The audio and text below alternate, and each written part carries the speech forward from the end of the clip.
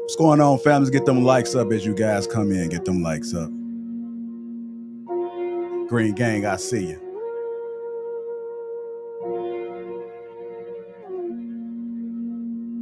Flexing ain't discreet about it. Extra read about it. Say you wanna beef about it. We gon' come and see about it. Flexing ain't discreet about it. Extra read about it. Say you wanna beef about it. Find out nothing sweet about it. Flexing ain't discreet about it. Extra read about it. Say you wanna beef about it. We gon' come and see about it. Flexing ain't discreet about it. Extra read about it. Say you wanna beef about it. Find out nothing sweet about it. Look, mile like 3-6 pulled up, ski trip cold winter. All my eating good, I remember when we had no dinner. West side, east side, no side, both sides with me. Check, come and check, leaving flex season 12, come and get me. Gil, the run around, high speed, chasing all the big bags. Bending corners, bending rules, bending necks, Gil, the whiplash. Slide through hot knife, warm butter storm, gutter drain lane. Young man, old habit, still let it, tryna let my chain hang. True story, new story, 2-story condo, B&B. 4 bath, 1 me, no key, like I did a B&E. Being me so good, so hood, so not worried about it. 250,000 new views, old news, know you probably heard about it. Extra read about it. Headline, word around town, flexing. Ballin' on my course, so I ain't worried about nobody out of bounds, stressing. Feeling like Hercules, murder these ain't a problem to me. Tried to tell the main service don't come unless you bringin' condoms to me. Flexing ain't discreet about it. Extra read about it. Say you wanna beef about it. We gon' come and see about it. Flexing ain't discreet about it. Extra read about it. Say you wanna beef about it. Find out nothing sweet about it. Moving, shaking, coming down, tipping. Stacking, racking, money, power flipping. Moving, shaking, coming down, tipping. Stacking, racking, money, power flipping. Moving, shaking, coming down, tipping. Stacking, racking, money, power flipping. Moving, shaking, coming down, tipping. Stacking, racking, money, power flipping.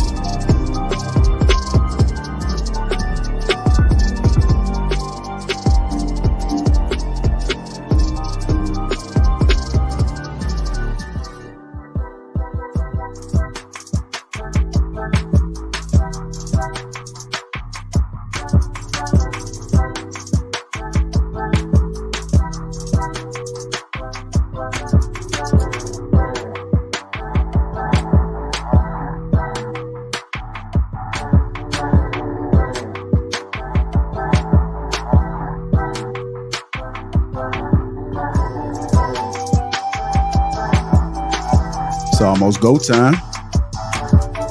Get them likes up, family. Get them likes up.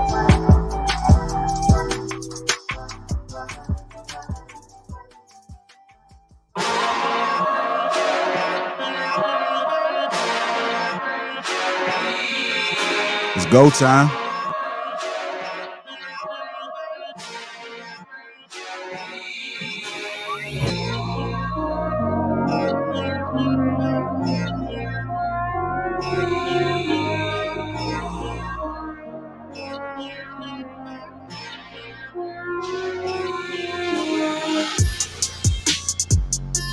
What's going on, family? Welcome to King Talk. Let me introduce the crew. We got Mr. Shannon Rawls, Chicago Rilla. We got Trill AC from Cruise Season, King Rio, Quest, Ricky Williams. We got Soda, Sean Ali, me, myself. I'm Lapeef J.I. Welcome to King Talk and the Lapeef Network. Come on, family, get the lights up as you guys come in. Welcome to King Talk. What's going on, family? What's going on? How you doing? Man, what the business is. What up, G? What y'all on, man? Yeah. Hey, look, man, I see a lot of successful gentlemen in the building right now, man. Appreciate that. I hear the talk on these YouTube streams. I hear the talk. I see a lot of successful black men that's countering the negative in these streets, man. What's happening? Talk to you. Hey, we grinding out here. What you mean? Shit, we ain't settling for mediocrity. Keep it straight up, you know. Salute to y'all boys. Likewise, you know that. There it is. There it is. Salute to the panel, man, and everybody. How y'all doing, brothers? Feel good. It's Tuesday. Rio? You're man. Great, man. Great energy. You know, Trill pulled up like snacks. Trill pulled up like he just came to somebody's crib, man. Like, what's up, folks, man? What y'all on? What y'all on? Hey, I'm about to ask y'all how them Bears did this week. Hey, man, hey, relax. Relax. Relax. Hey, look. But look, hey, Quest, I will tell you this. I got JR faded this weekend, though. Oh, yeah? What you had him faded off of? What you had, JR high off them jiggers? What's going on? Nah, he don't even know. Hey, man, like I had to leave that cup upstairs, man. I would have left that shot upstairs, man. Hey, go. Right, facts, big facts. Go to IG. Go to his IG. Go to JR's IG and figure it out, man. It was a beautiful weekend in Chicago, man. I'm gonna have to check that out. Hey, Trill, I went to what is it? Total Wine today, looking for beatbox. You know what I'm saying? Because you know, nigga might have to beat up some box. You feel me? Y'all love, man. Salute to the plug. You know what it is. Yeah, nah, don't worry. I'm on the hunt. They got it on my what's that? Instacart. So I'll probably just Instacart it tomorrow or something like that. Yeah, I gotta stop fucking around. I gotta get on my beatbox. You know what I'm saying? Anybody lose any money this weekend on the games? Nah, I ain't been doing that betting, man. I kind of cut that out. I wasn't an addict, man, but you know I'm not into it. Have some folks out, man. And some of my guys be spending big bags on that shit, man. Oh nah, I mean I'd be little gentleman's wages. Like we got $100. I won $100 this weekend. $2 $50 bets. Oh, yeah. The bucks on their way. You feel me? Yeah. Hey, if you want to get those beatbox, man, try one of the gas stations too, man. I think a 7-Eleven might have it, right? Trill?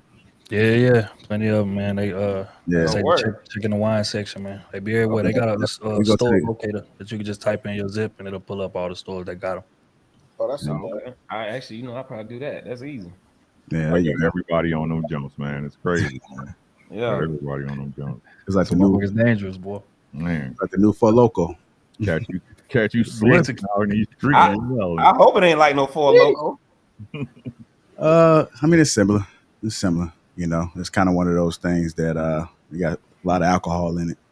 Oh, hey, look, hey, that's why you need That's why you need one of these afterwards. You feel me? The quest with the plug. Quest with the plug. Hey, shout out to Live 21, man. Hey, drink, vibe, recover, baby. You know what I'm saying? There you go. Hey, you know what, JR? I got some funny shit. This is something different. I was in the comment section on one of these videos here recently, and it's this one nigga that always be in there talking this shit. So I'm thinking, I'm like, man, this nigga got to be like a troll or a ghost account or some shit. I was like, hey, nigga, Bobby M, I'm calling your name out because I know you're a troll, nigga. I'm like, Bobby M, I'll give you $1,000 if you come up on a panel and show me that you're a real person. Ooh. Well, what panel would you like me to come up on? You know, they don't really allow that on King Talk. I'm like, nigga, for $1,000, you'll figure it out. Crickets. Hey, so if you see Bobby M in the chat, I guarantee that's a female ghost account. Oh man, but you know what? I think I saved a spot for somebody to pull up, man. So I'll probably drop the link. I'm gonna try something different, man. I'm gonna drop the link in a little bit, and I probably might just kind of filter people in here and there. So hey Bobby M, they are. Hey, wait. Hey, nothing but space and opportunity, baby. Huh? Request. Let this be known. This is the gentleman's conversation tonight. For sure. I mean, you don't even have to take nigga mic off mute. I just want to see that he a real person. Yeah. Ladies, we appreciate y'all. Ladies, we actually, hey, real talk. We actually would like y'all to pull up on Fridays. Did you hear what I said? Yes, sir. That's your opportunity. You can handle the truth. Because what, Ricky? Because they what? They liars. Hey, shout out to the man. But real talk for tonight, gentlemen, we always want y'all to know this platform is for y'all. We give our perspective, we give our opinions, and y'all can agree, disagree, whatever it is, right? But you know what I mean, ladies, we love y'all. But man, please pull up on Friday with Ricky if you disagree with us, and then feel free to pull up on Chic Critique. You know what I'm saying? If you got further disagreement, or Lapeef on Sundays. There's a ton of platforms for y'all to pull up on. Just not tonight, ladies. And we love y'all. Salute to y'all. We love y'all. Yeah, salute to all the ladies that's in the chat, man. I see us a bunch of ladies. I see Green Gang is in the chat as well. Marcus White, Catherine Forbes, Jolie, Matt G. I see you. That's your boy, Matt G. Quest. Yeah, hey, Matt G, the chat ninja first on. He stay on deck, boy. He keep that chat in line. You hear me? Have Stephen Day, Sugar Curls, Ed Hill. Shout out to all the Green Gang in the chat. I'm gonna shout you guys periodically. I see you got the Chat Ninja fan. There you go. Hey, Chat Ninjas assemble! Look, you want summon Quest now. You're well. Right, let's go get the show started. Before we do is make sure you get the likes up. Also, make sure you subscribe to the channel. Hit the like button right now. Hit the like button right now. Take the moment opportunity to do it so we don't have to keep saying it throughout the show. Shout out to the sponsor again, Teej Hanley. Make sure you guys feel a Teej 30% off along with a free gift. That link is pinned in the chat. It's in the description. So click that link. That's how you get your discount. Let's get the show started. Our first topic of the night. Just gonna keep it light with this one, man. It should be an easy, smooth show, man. Something a little different, but we're gonna go ahead and rock with it. So we know somebody was having a conversation with me, and we was talking about trainers, male trainers. So the question that I had is it okay for your lady to have a male personal trainer? I'm just curious how you guys feel about that, right? You know, women want to get their bodies right. I see Trill over there laughing. Would you be okay if your woman had a male trainer? I actually, you know, I think it's okay. I don't think it's really a big deal. Get the fuck out of here. What are you asking me right now? No, man. No, bro. No. Y'all wild in the day. It's too early, y'all. Good, man. Hell, not no, but hell no. That can't happen. You know what I'm saying? My old lady's a part of a gym. It's an all-women's gym. They got a man that own it, sure. But in terms of the trainers, it's all women. So, nah, all that, you know, nigga getting low behind my old lady with squats and shit. Nah, we not, nah. Nope. My temperament and my maturity is not built for that. So, you know, I like to stay in situations to where I can maintain as much control as possible, and that wouldn't be one of them. So, no.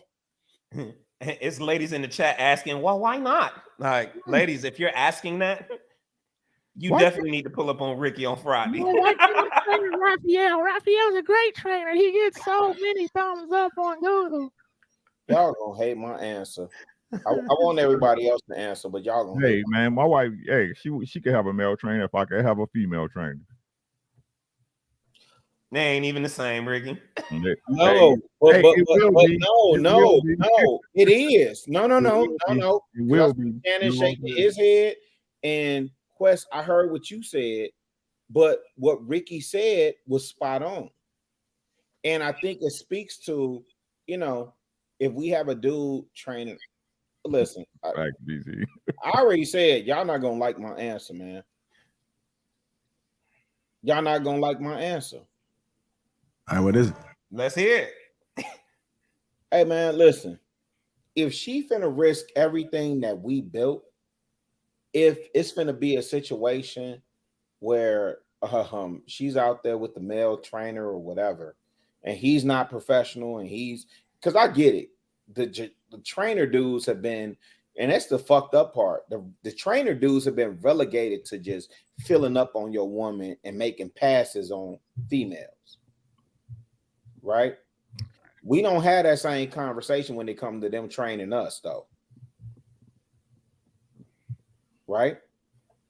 What men do you know getting trained by women? Wait, hold on. What I'm saying, Quest, because I know you military. What I'm saying is, when I went and I got my membership, there was a dude that said, "Hey, these are the exercises that you need to do. You know, let me show you the form. Let me do this, whoop, blase, split."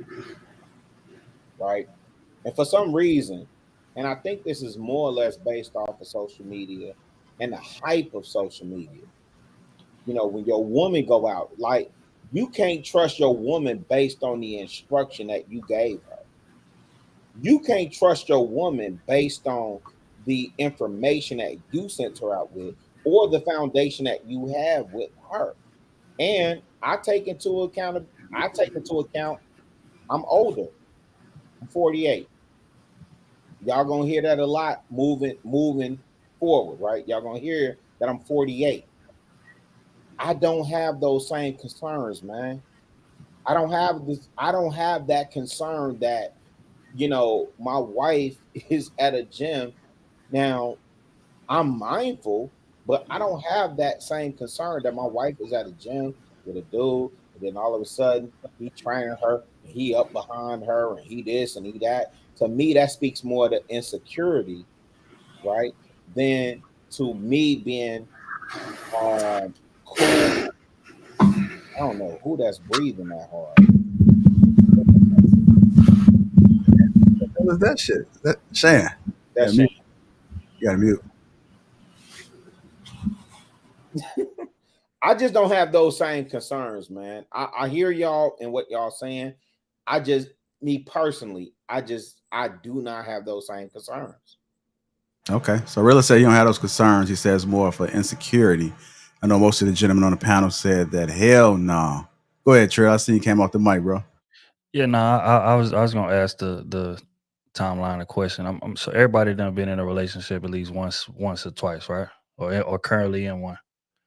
So like when you and your old lady is going through something, you know, they'll like, you know, have classes for y'all to come into in terms of bringing y'all closer together, more from a sensual perspective, right? Y'all go in there and y'all sit on the rug and they'll say, "Hey man, you know, just grab her feet, you know, just rub her feet. Listen to each other's breathing. Listen to each other's breathing, man. Grab her shoulders, man. Hold her close to you and just breathe. Don't say anything. Just breathe. I want y'all to become one." And things of that nature, right? You know how like all that shit happens in that class? Do you know why that happens in that class? And that's all I got to say about that. Okay. So, wait, I must miss something. It's not the same, Ricky, as a man being your wife's trainer, and you saying, well, if she got this is not a good, what's good for the goose is good for the gander situation. Reason why is because your woman. Shut it. I'm saying that because I know my wife wouldn't let me have a woman trainer. You see what I'm saying? No, I get it. Oh, well, for those in the chat or for those that's watching the show that think that this is an even Steven situation, it's not. You know, your woman is conquered and you do the conquering. So the thing is this, temptation is the key word. Temptation is the word that you need to consider when your wife having a male fitness trainer. And I get it, do the squats and bend over and let me help you with your form and all that. Listen, I'm in the gym 6 days a week, so I understand. Even if you don't have that kind of guy that's touchy-feely and helping her with her form and telling her to arch her back the right way and all that other kind of stuff, it's a situation. And even if you think that you have the kind of wife that wouldn't do anything, it's temptation that you are more concerned about. Really, it's not insecurity. Here's the thing. I have a car that you can't steal. If you don't have my key, you can't steal my car. It's theft proof. You can't steal it. But I still lock it when I park. Just because I know that nobody can take that car from me. When I drive it and when I do drive that car and I go somewhere and I park, I still lock the doors. Now, am I locking the doors because I'm insecure? No, it's because I don't know if somebody else is going to try and take my car. That's not stealable. That won't even go with another person. It won't even let somebody else drive, but I'm not going to give other motherfuckers the opportunity to violate my property. So the moment that you put your wife in a position in a neighborhood, in a parking lot, where there's thieves and wolves and crooks and motherfuckers is liking that paint job and like those rims and it's saying, damn, I'm shit. I sure like to have that car. I don't even want to why even create that kind of pressure in the relationship? Not necessarily worried that my wife, because that's how most men is going to feel. I ain't worried about my wife necessarily breaking down, but sometimes motherfuckers have chinks in the armor. Sometimes motherfuckers have smart keys, or they could figure out some way to steal some shit that don't belong to them. Nah, Shan, so it's not the situation of insecurity. And Shan, all due respect, and this is why, and I get it as a person that professes themselves to be, for me, a believer, right? I get it when I say it's a lot you can learn about pimping and hoeing, right? And I say pimping and hoeing is the best thing going, right? I reflect what they say. Here's the thing, Shan. Tell me, Goldie. If she gonna go, she gonna go.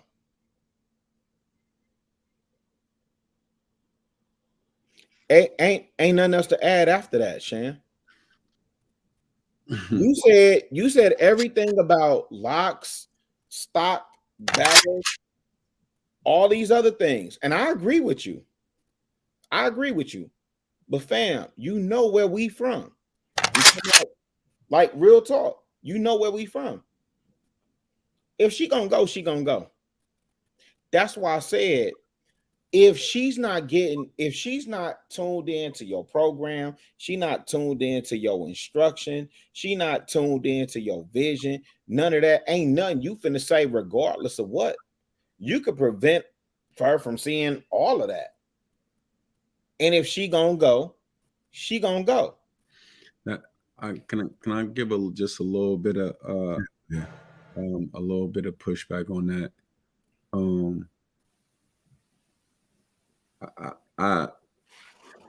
We say something in Islam. We say we believe in Allah, but we tie our camel.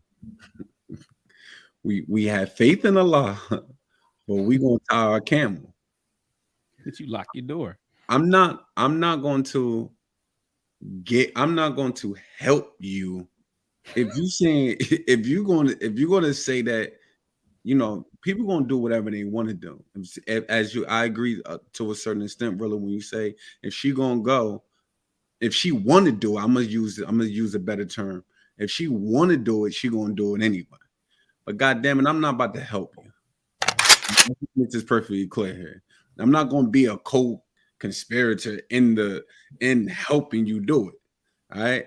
So at the end of the day, you know, I listen, Quest, we're gonna go back to I know you say we do things a little differently, right? Based upon in my bubble, based upon this world that I newfound world that I'm in.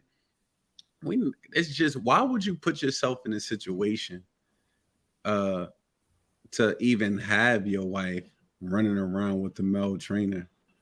Like it just really doesn't even make sense, really, in reality. So Ali, can I ask you this respectfully? And all the men on the panel, I mean, most of y'all are in the gym. I mean, a couple of y'all in the gym. I told JR over the weekend, nigga kept trying to tell me he ain't lost weight. And I'm like, nigga, you definitely lost weight.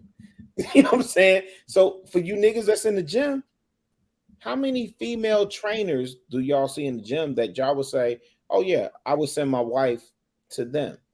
Most of the trainers that's in the gym are men.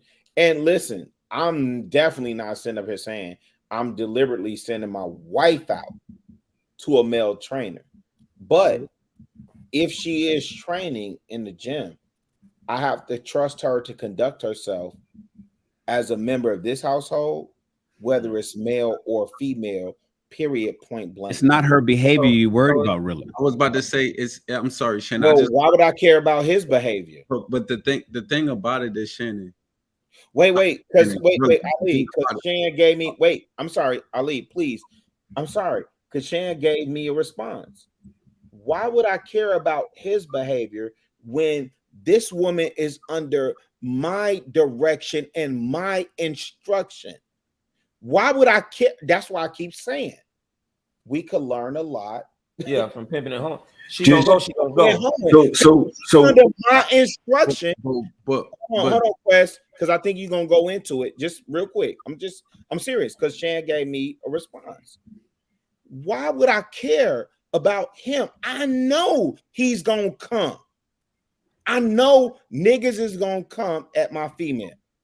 But if I'm giving her, man, listen, I guarantee you, Quest is not concerned, not damn one bit. And I'm just saying this, not on some whole stud shit. I'm saying on me meeting Quest in real life and me meeting his wife in real life and me seeing him giving her instruction.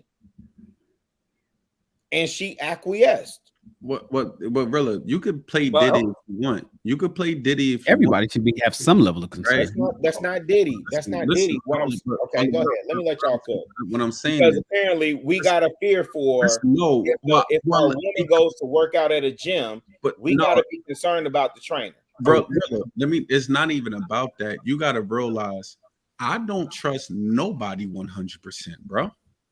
The only person that I have trust in 100%, I don't care if it's a wife, I'm not my mother, not anyone. The only person that I have 100% trust in is the man upstairs. We are all weak in some form, on some shape, form, or fashion, bro. Let's just be clear here. And I'm not going. You want me to bet on nature, a woman and a man working out, what is it, 3 or 5 times a day? Naturally, what you think is gonna happen? I seen somebody say, "Get her an ugly trainer." Girl, women lead with ugly niggas every single. Ugly niggas get the box every single day, bro. Women don't get. We subjected in thinking that it's like men. Like men want the baddie, the whole 9 yards. Women get ugly niggas that might look decent or carry themselves a decent way every single day. So it's not about looks. I think that's a shallow situation. Bro, I'm not going to put myself in a situation to even having to think that my woman is doing something. And it's going to be a little bit of room aware, and I think it's a little bit of room where you talking about, well, I gotta have faith in that she's not doing X, Y, and Z. Whoa. So hold on, really. Hold on. I think we're missing something, right? Like you mentioned my wife earlier. My wife would never even put us in that type of situation. There you go, Quest. My wife don't fucking move like that, bro. Go ahead, Quest. Like, when she went out and found a trainer, Shout out to Meg. Meg had her own gym, like her own little workout, little circuit training gym, and it was all women in there. That doesn't support your point, Rilla. That supports our point, Rilla. It actually does, because what did I say? Don't. No. Let Quest finish. Let Quest finish. I didn't mean to interrupt. I just want to let you know that you going like this, but I'm letting you know that doesn't help you. It actually does. Go ahead. Quest, go ahead. She went out there and did what? She put herself in what position, Quest? She put herself in a position where she went and found a female trainer, and it was in a gym full of women. Right now Meg has shut her shit down, and now she's doing like other things. So now my wife is trying to find another female trainer that can train her. So that's one. Two, the other thing is, really, you asked how many female trainers do we see in the gym? How many black women do we see in the gym at all, if any? Right. So I recommend. What were you saying, really? I'm sorry. Go ahead. No, he said, go ahead. So what I'm saying is, fellas, I'm recommending you partner up with a woman that would never put you in that position to begin with. Go ahead. Because just like we talking about the women that's in the actual chat right now. Well, why not? What's the problem? You guys insecure? No, see, y'all causing problems. Y'all like it stirring up shit unnecessarily, causing destructive shit in your relationship. You don't even fucking know it. Thank you. Y'all better start listening to the men on these panels. You bringing problems into your world unnecessarily. Can I say something real quick? Wait, let me get this in real quick, Ricky. I'm sorry. Shan, what did I say? Under the instruction of the man. If you listen to what Quest said, because you said he didn't support. Okay, cool. I didn't instruct her to do that. That's what I'm telling you. I know. Listen, Rilla. You didn't instruct her outright. She knew to not even put her family in that position. She knew to not do that. Shan, it wasn't okay, baby. Do you want me to go get a woman trainer? Because I will if you want me to. No, Shan. Answer this question. Why did she know not to do that? Oh, Rilla, listen now, Rilla. You I'm not moving goalposts. I'm asking you. Wait. Turn this into a straw man argument. Real quick, because this is important. We can't. Shan, and listen, I'm not trying to win an argument. I'm not. What I'm saying is what Quest has laid down for his woman, what we have consistently seen from this brother, would warrant her saying, okay, boom, I'm not gonna go in that line.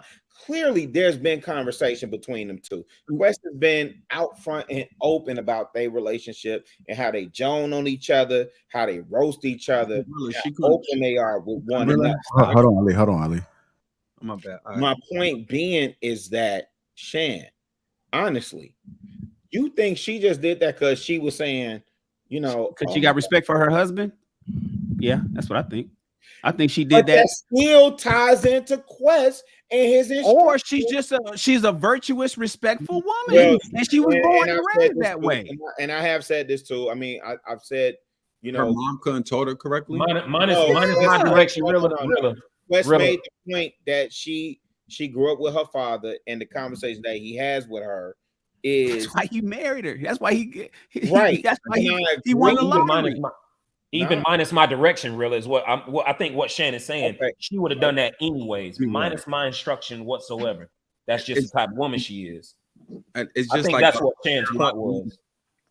It's just like I'm trying to be nice to you, really. He's trying to say, really. No, I'll fall back. I'll concede the point. That's fine. I'll concede it. Listen, really, I hear what you're saying. I know you saying, listen, man, you know what? I laid down the law when we were dating. I let her know what the rules are when we got engaged, when we got married, all the rules kicked in. And this is how we roll. And my woman is going to do what's necessary to keep peace and harmony in our family based on what we established, based on the programs here. So she's going out and moving in the world, and I ain't got to even worry about. I hear what you're saying. I get that. I understand. But the point is, whether the rule was created by you or her, or she was learned it from home, or whether it's all about avoiding temptation. Avoid the snakes. Don't go in a room full of snakes and say, well, I don't think you know, I ain't worried about who's gonna bite me because you know I move with caution. No, snakes bite. You know, you don't put yourself in a cage with something and say, well, I'm so brave and I'm so strong that I'm not gonna be attacked. You don't put yourself in a position that could be compromising to your relationship. And if you got a male trainer, because a lot of the motherfuckers, I know a lot of them. I know a lot from Herbalife all the way down. I know a lot of them. Trust me when I tell you, I didn't help them get clients. I didn't built their websites. I didn't worked out with them. We didn't did boot camps. We work out at Santa Monica at the beach. I didn't help them sell fucking supplements and protein powders. And I know how they move, bruh. And you don't turn around and put your prized possession in a situation that it can be tampered with, not necessarily stolen, not necessarily, like she wants to go there, but that somebody can get in and tamper with your shit. That's why I use the car analogy. You lock your car, not worried that somebody's gonna steal it, but you don't want nobody fucking with it. Mm-hmm. And so if you don't want nobody fucking with your stuff, don't leave it vulnerable to people who can fuck with it. It's just that simple. And it has nothing to do with insecurity about whether your whether your car alarm is gonna work or not. I do want to add to this too, because I think it's important. One of the things that guys really adore is when a woman is able to make those decisions without you having given instruction. It says a lot about that woman. But also think about when women put you in situations. So let's just say that you do have a woman that's honorable and she respects the household, and then you got this thirsty ass trainer, because a lot of them trainers be out of jail. You know, those are one of the jobs that's pretty easy to get, along with bouncers and truck drivers. You know, shout out to all the truck drivers. I'm not saying every last one of you guys are one, but promoters. Hey man, right. shout out to the truck drivers and the promoters. Yeah, and the real estate agents. So hey, y'all niggas some deviants, nigga.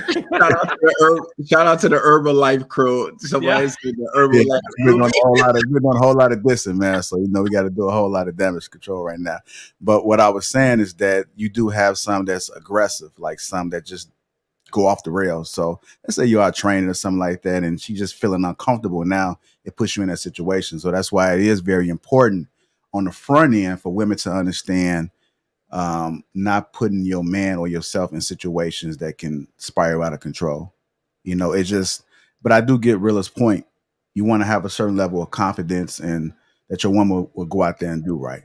But it's not just her doings, but just the situation itself it can be a lot more, because now you're going up there like, he did what?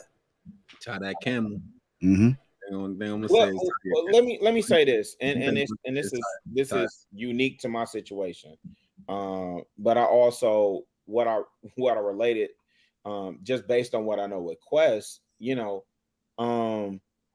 my girl actually cares about her family name. Before we married, like her dad, she was not she was not keen to embarrassing her dad or her mom, right? So that was important to her, right? So I get it. And what I'm saying, in these spaces, we got to introduce this conversation. So I understand there are a bunch of thoughts. When I was out with JR this weekend, I told him, I said, bro, I ain't know it was this bad. I tapped him. I said, man, he was like, what you talking about? Like, I'm sitting up, I didn't know. Like, it's really bad out here. I get that. I do understand that. And what I'm also saying is, for men of a certain age, maybe I'm speaking for my age group, for men of a certain age, for men of a certain caliber, right? You know, we're expecting women, and maybe women should understand this, for the women that are in the chat. We're expecting you to behave a certain way. Let me say me. For my girl, I expected her, like the way that she behaves, I don't have no problem with sending her out with whoever, because she's not going to embarrass me, and more importantly, she's not going to embarrass her daddy. Can I say something real quick, man? Yeah. Chat, y'all, ladies, y'all some fucking liars, bro. Let's start it early. Now listen, Trill, my boy, could you confirm or deny something for me, right? When on cruise season, when I brought up the issue of women living in extreme situations, right? It's funny how when it's something they want for them, it's always the extreme case. Well, my one girlfriend was a hoe and she got married. She married now with 3 kids and she got a white picket fence, 2 dogs, and an airplane shit. Right?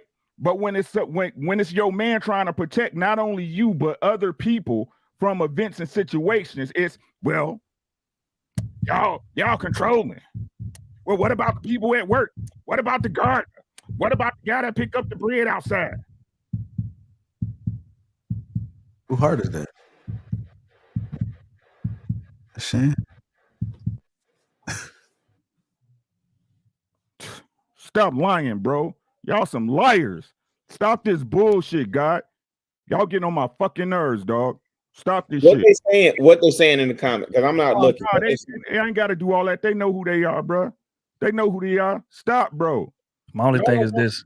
Y'all don't want the shit y'all ask for. That's real. Y'all don't want the shit y'all ask for, bro. I agree with you on that one, Ricky. But they really want a man to. First of all, I agree with Ricky on this one. You gotta stop lying, because they really want a man to be leading in the aspect of, nah, what are you doing? What are you thinking? They really want you to be in that much of a control. But they say one thing, but when you not like that, I done heard plenty of conversations. Oh, that's his fault. He shouldn't be letting her do whatever she want to do. No woman could respect a man that just allow her to do whatever she want to do. Like, you see, you get, it's like Deb if you lead, or Deb if you don't lead. Either Sean, I gotta say this, man. I apologize. You're controlling. Go ahead. Yeah, you can. I gotta say this shit, bro. Look, man. Go ahead, Ricky. It ain't even their fucking fault, dog. Pass these women by. Send them on about their way. Let them live in hell, bro. Talk to him, Ricky. Right?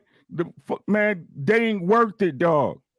They ain't gonna never get right, man. Y'all better grab y'all a good one and hunker the fuck down, bro. That'd be my thing, bro.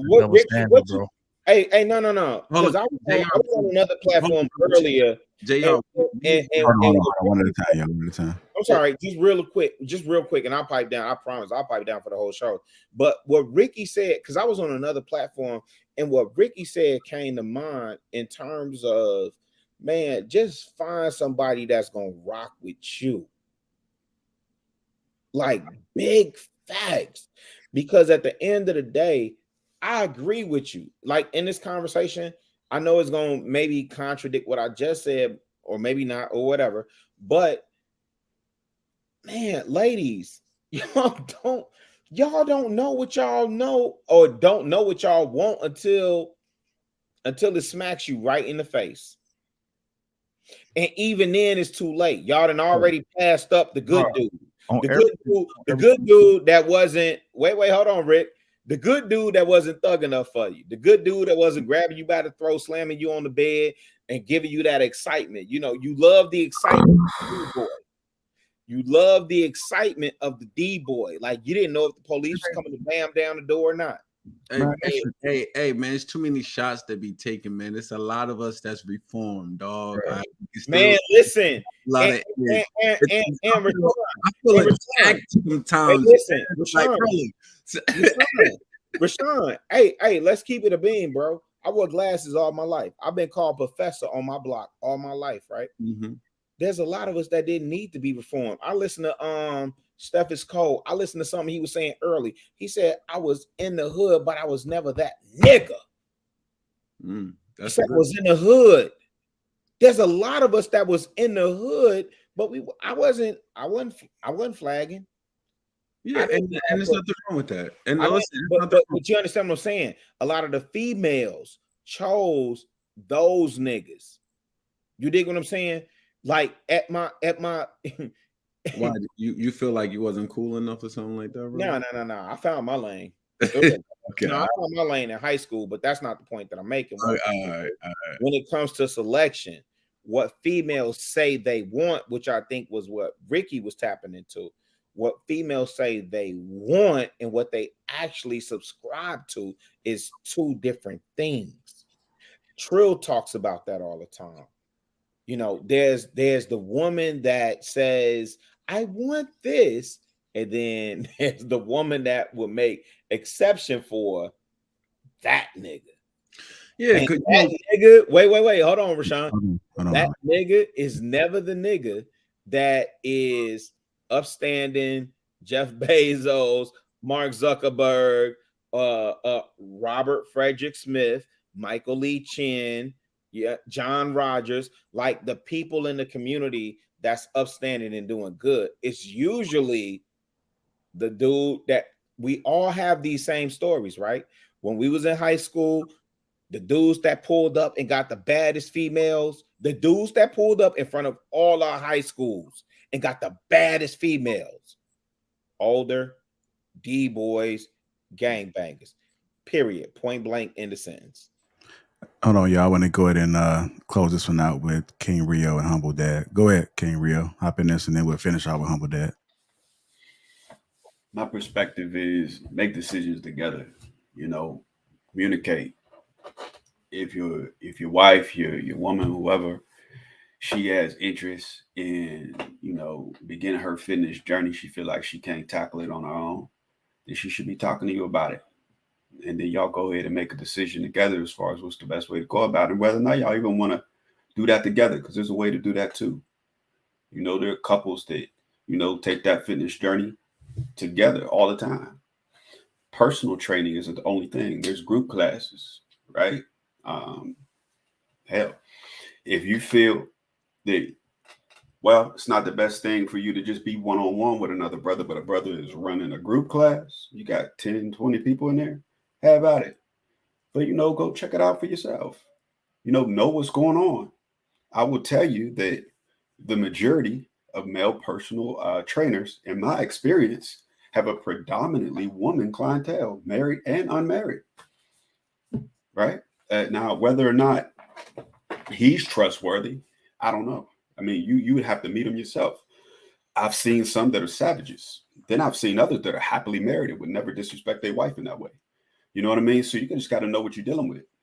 You know, I don't know if there's a one size fit all. I do understand what the brothers are saying as far as, you know, protecting your woman forever happen to be in that situation. Just make sure that you know who you're dealing with and with your wife. You know what I mean? Is that somebody who you feel I wouldn't trust her in a situation to where she would be tempted? Well, that's where I have the methodology of, listen, if anybody can come grab your woman by the arm and walk off with her, let them have her. That's just how I feel about it. You know what I mean? At the same token, if you can prevent these situations by being involved, be involved. Talk about everything. That's your woman. Make those decisions together. Easily preventable. Yeah, that's a solid point. What's up, fellas? What up? I would say that you know, I don't think it would be. We're looking at it from the position that he would be an individual that would try to get your woman, but it's also a situation where he may harass your woman, right? She could be the individual that says, listen, you know, hopefully they have vetted, but maybe the dude just, you know, got past that particular part. If this so happens to be a conversation that says, you know, well, okay, this is a good trainer, right? And so I'm going to go with him. And they had that conversation. But then this dude may have hit a switch where he said, hey, I'm finna go for this chick, right? Well, and she is a loyal woman, but he is trying to still take it to have advances at her. Then you have a whole different situation. Now you got to come up there and you got to take care of that particular situation. So you have put yourself in a situation that could have been avoidable, right? So we can look at it both ways, right? You can have the conversation, trust the woman, obviously, right? But at the same time, the dude doesn't necessarily have to be in the position to try to get at your woman, right? And he could also be the dude that's trying to force himself upon her, right? In certain situations. So to avoid it all, I would say, why put yourself in the lion's den when you don't have to, you know? And I agree with King Rio. There are so many different ways of working out. Why does it have to be a male personal trainer? Right? So that's just my take on it. I would say to try to stay clear of it if at all possible. And of course, we know that it is possible. All right. You good, Ricky? Okay. All right. Guys, just tuning in. Welcome to King Talk. Make sure you get the likes up. Let's take a moment right now. Hit the like button, y'all. I'm hearing the likes are down per usual. Let's see if we can make a change. We promise if y'all hit the like, if y'all hit the like, we don't believe y'all hitting on us. Okay, we don't think y'all trying to get our attention. You know what I'm saying? Sliding y'all DMs, man. A like, you know what I'm saying? It just means that you like the video, right? We're not getting in a relationship just to like the video. So please hit the like button. It's too early. There you go. Also, make sure you subscribe to the channel while you're at it. Shout out to the sponsor, Teej Hanley. Make sure you guys fill the Teej. That link is in the description. Green Gang, I see you guys in the chat. Women, I see y'all in there chatting. I see y'all. Appreciate all you guys' insight as well. Moving on to our next topic. I do have a video to play. I know Chicago Rilla was talking about speaking about finding the right one. So here we go. You got a who really love you and you making her happy. It's no who gonna your like her. It's no gonna you like her. It's no gonna do for you in the time that you might need her the most. Ain't nobody gonna be there. That will die for you. She knows she can't swim, but she gonna jump off a bridge for you. Facts. Get a who you love and make her love you. That's the thing niggas don't understand. It's not just fucking with you because they might in the first like, oh, all right, I just want a nigga to fuck with for so on, whatever, blah, blah, blah, blah. You really like a bro, you do what you know she want you to do. You ain't gotta be the cutest nigga. Why you think these ugly niggas be having the baddest bitches? Trying to figure out. Cause they do what they know they want them to do. She can't find a nigga who look like Will Smith gonna do that for her. So she gonna accept your ugly ass doing it. We also talked about the ugly guys as well too. So I think he brought up some points we spoke about earlier. But what are you guys' thoughts about the video and what a man should do when he finds the right woman? So let's go ahead and give some insight to the fellas and maybe watching and let the women get a glimpse into our minds. Nigga, you worded it wrong, bro. Oh, go ahead. That's what I think.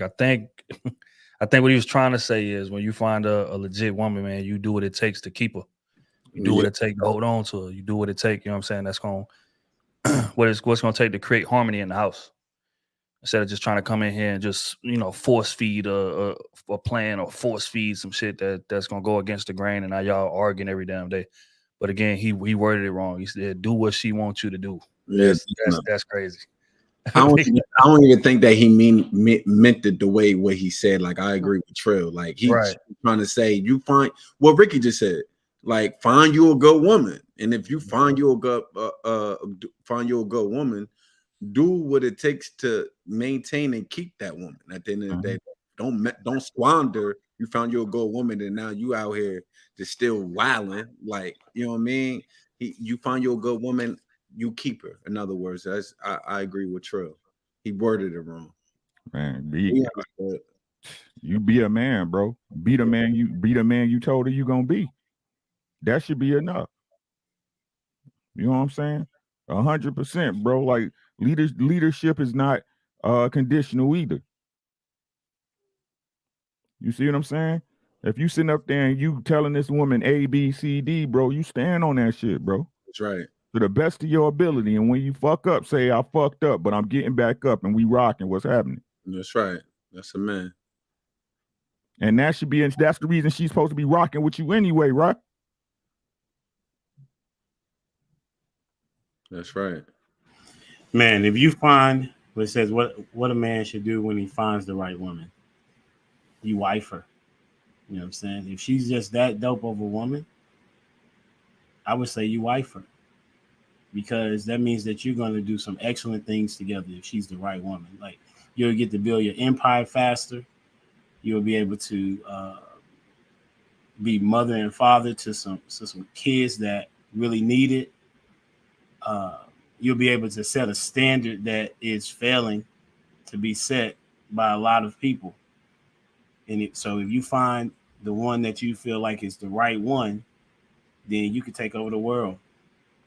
You know, in my estimation, and you can do things that are really needing to be done, especially for me when I'm thinking about the Black community. When marriage rates are down for whatever reason the case may be, but we all know that even though there's a high divorce rate, that kids thrive better in a 2-parent household, right? So if you find the right one, you marry her, make kids with her, make an incredible life with her, build your legacy with her. That's what I would say. Hey, but be you in the process, man. One of the things that the young brother said, I don't know who the young brother is, but shout out to him. He was making it seem like, well, how you think ugly niggas get these beautiful women? Because they'll do what she's. Look, be you, right? Be who you are. Stand on your square.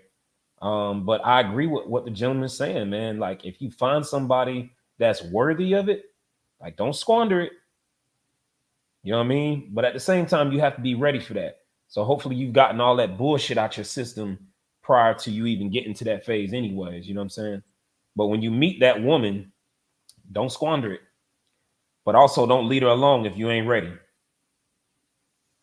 Be honest and be straightforward. Be forthcoming about what stage in life you at. Because if you do find a woman that's legit, and if you keep it 100 with her and tell her, hey, I'm digging you, but I know I got some immature shit I still got to get out of my system.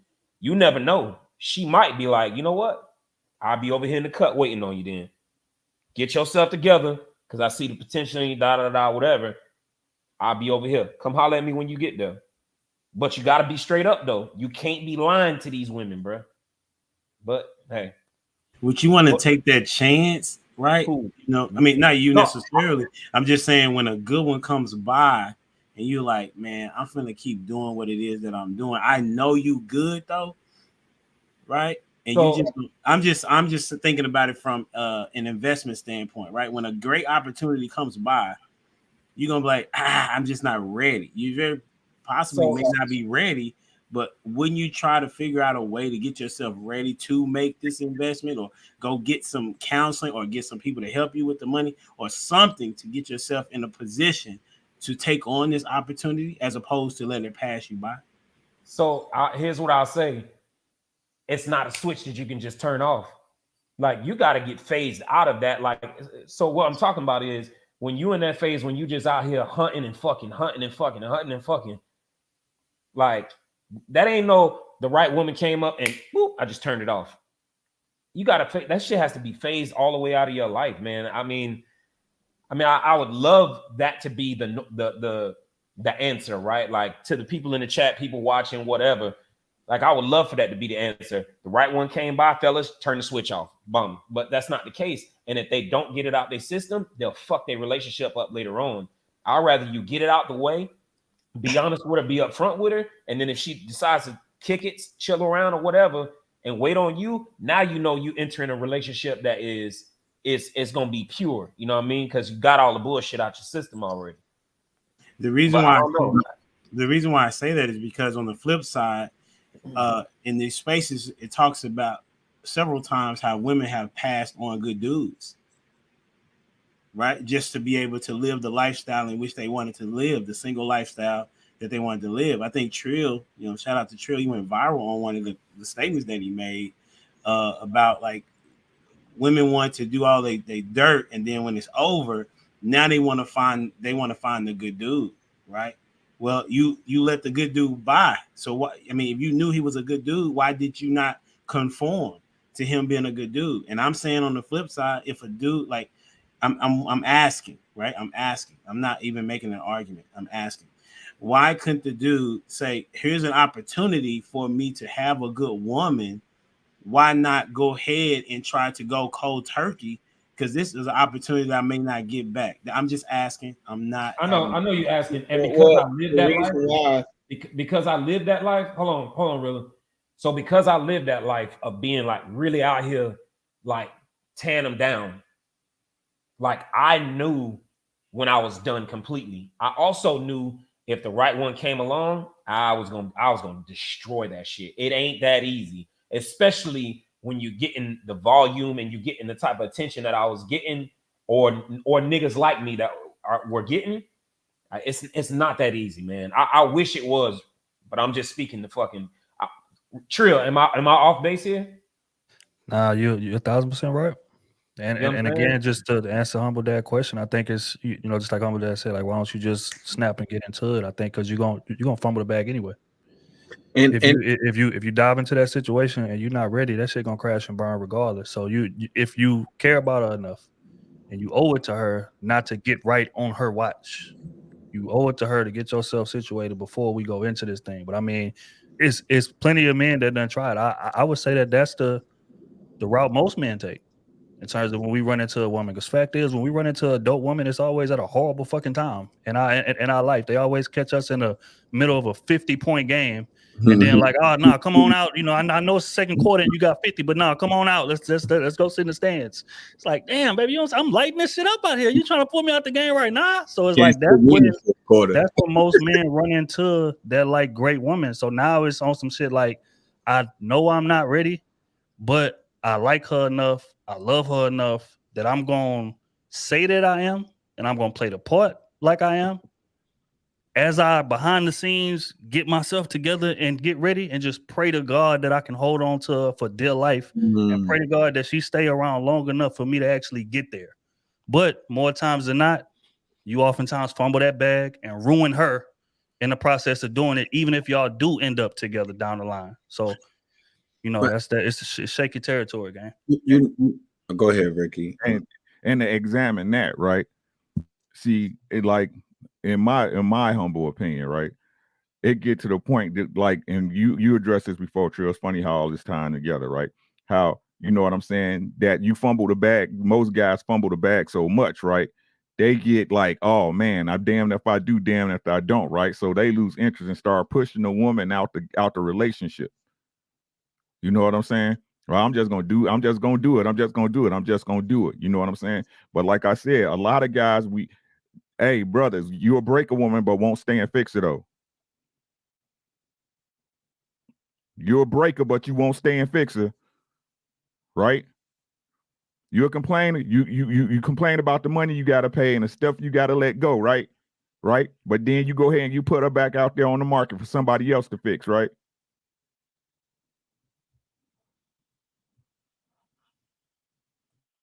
Go ahead, Ali. I know you're trying to get in.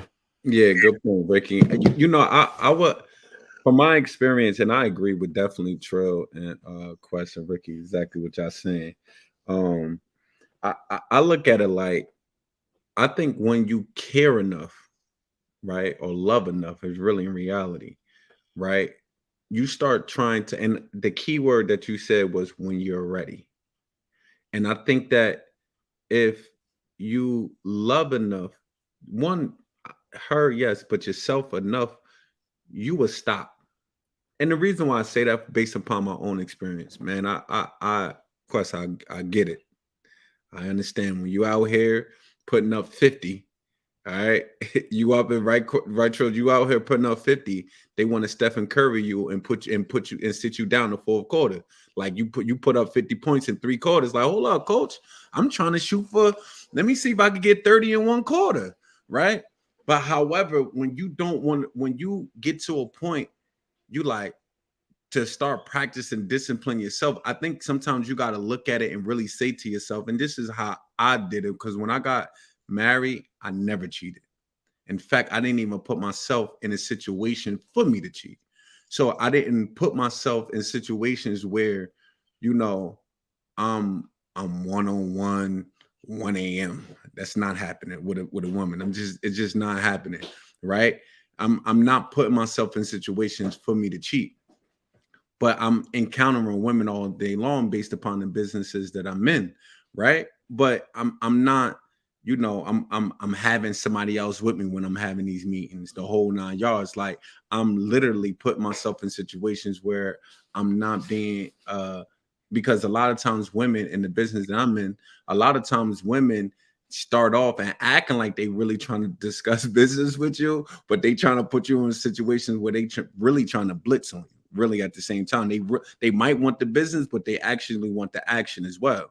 So you know, I just think that when you love yourself enough and start using like, damn, I'm on some weak man shit. Like I'm and you know you got a good woman or something like that, or you make a commitment. That's really more so than anything. Like your word is your bond, man. I think that it I won't say it's a switch, but I think it's that process of, you know, you saying like, I'm not going to do it. I'm not even going to put myself in that situation. And from my experience, but I understand. And the key thing that Quest said is, man, that shit is hard.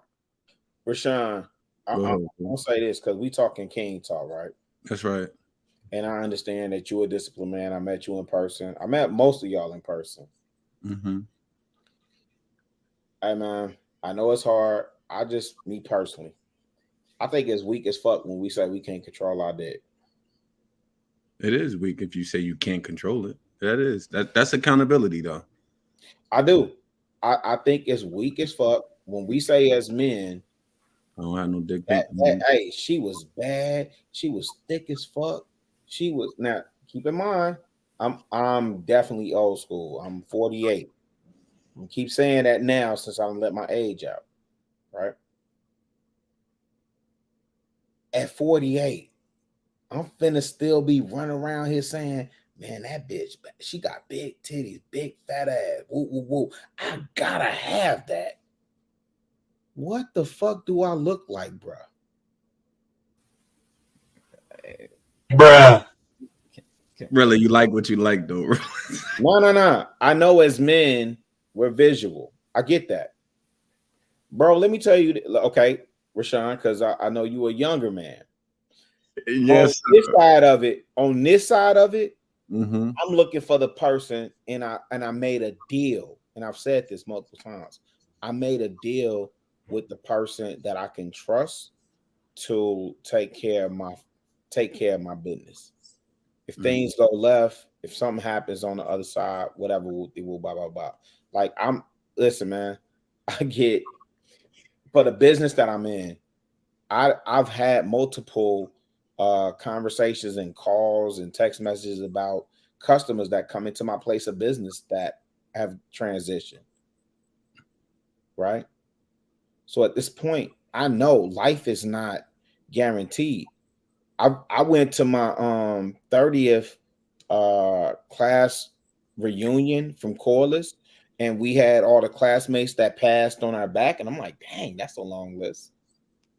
Right? Because at that age, we wasn't expected to see what, Rashawn? 18, 21, 25. You hit 25, you are OG. On God. Right. So my point being is, why do we have this preoccupation with coochie? It's pussy, bro. It's pussy. That's exactly it. It's pussy, nigga. Come on, get the fuck out of here, bro. What's wrong with you? Yeah, you're right. Come on. Give me. Hey, Rick. Hold up. You've been chopping up all night. Hold up, stop, bro. Look, I hear what you're saying. Listen, I want to let you know. I wanted to let you know I hear what you're saying, bro. Did you hear what I said? But let me tell you about this. You're right. I'm older. You 48. I'm about to be 50 next year, bro. So my mind is telling me hit as many bitches as possible. How many days I got left, right? But I don't do it because I respect my wife. I love my wife, right? So we can't use the same argument you just used about the trainer and the man and trusting, right? Because shit happens,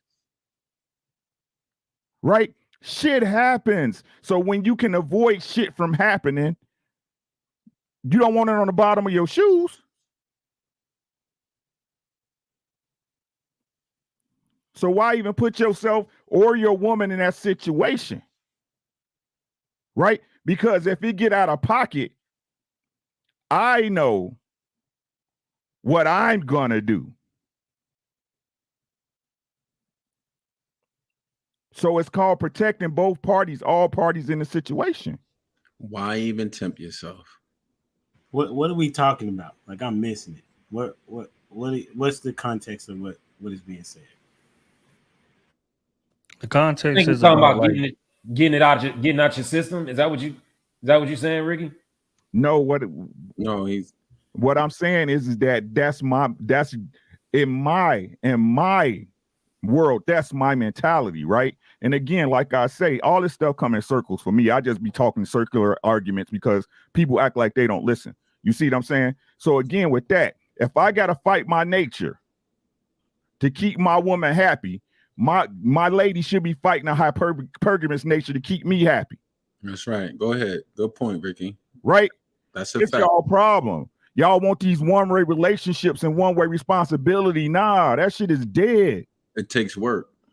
It's work on both ends. If I'm working to keep myself disciplined, fighting against my own nature, because it is in the man's nature to conquer, right? As Shannon used the term, when we conquer, and when you lay down with a woman, you're conquering.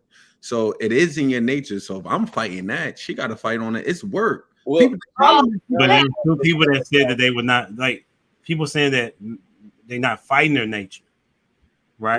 Saying we're gonna let our nature take control, and then when we feel like nature is like we're done with what nature is, having as many partners as we feel like is okay, then we're going to get into a relationship, right? But that's what I'm talking about. Why not fight the nature and get into the space that is going to be beneficial to your legacy, right? If we saying young dudes, listen, and we talking king talk, young dudes, listen, go get as many chicks as you want, and then when you're ready to settle down, then that's when you go find a good chick. Well, by that time, you've already destroyed a lot of young women. I don't agree with that. Okay, so that's not true. What do you mean? What's not true? So it's not true, and so I think we had this conversation before, Humble, that if you're being honest with these women, you're not destroying them, right? If you're telling and you're being, this is why I always say, be forthcoming.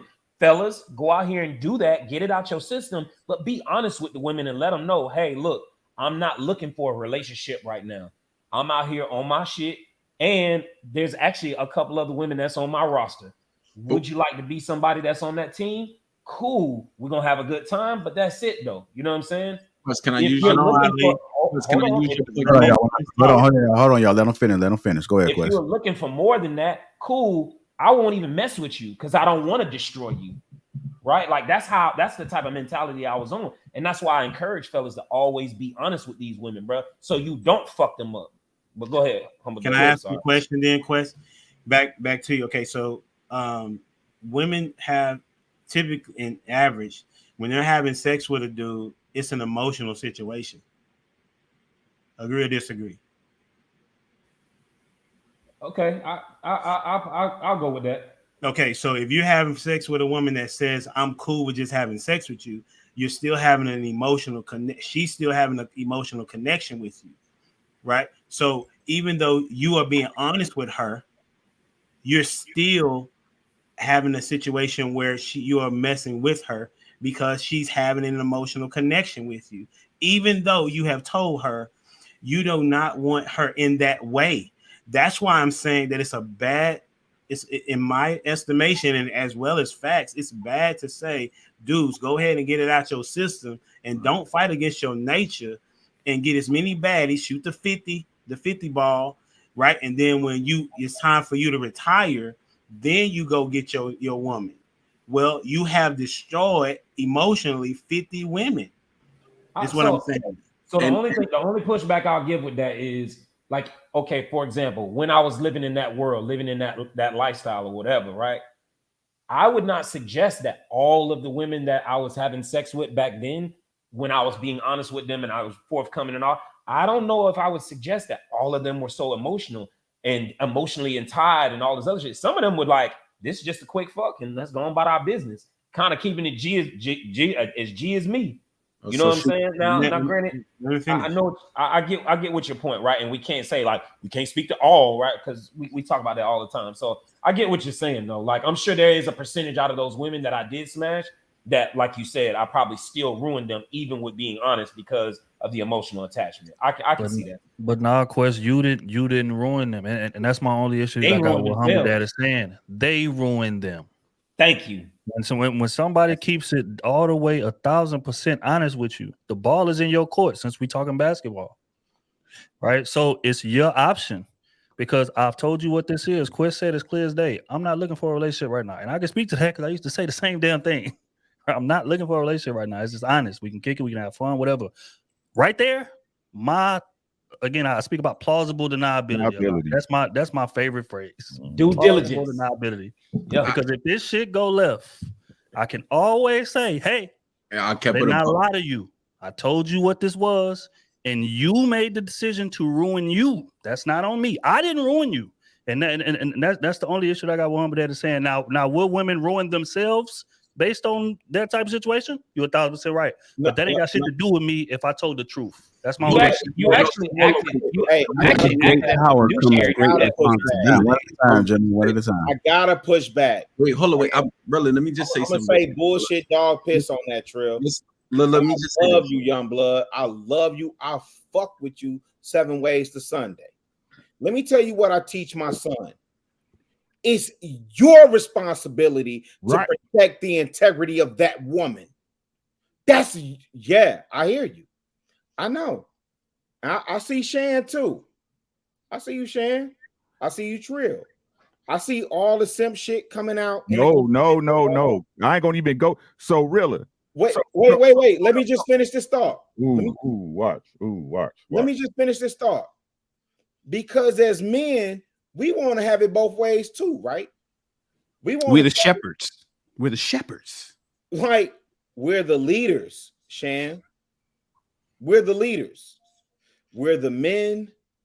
And this is what I keep saying.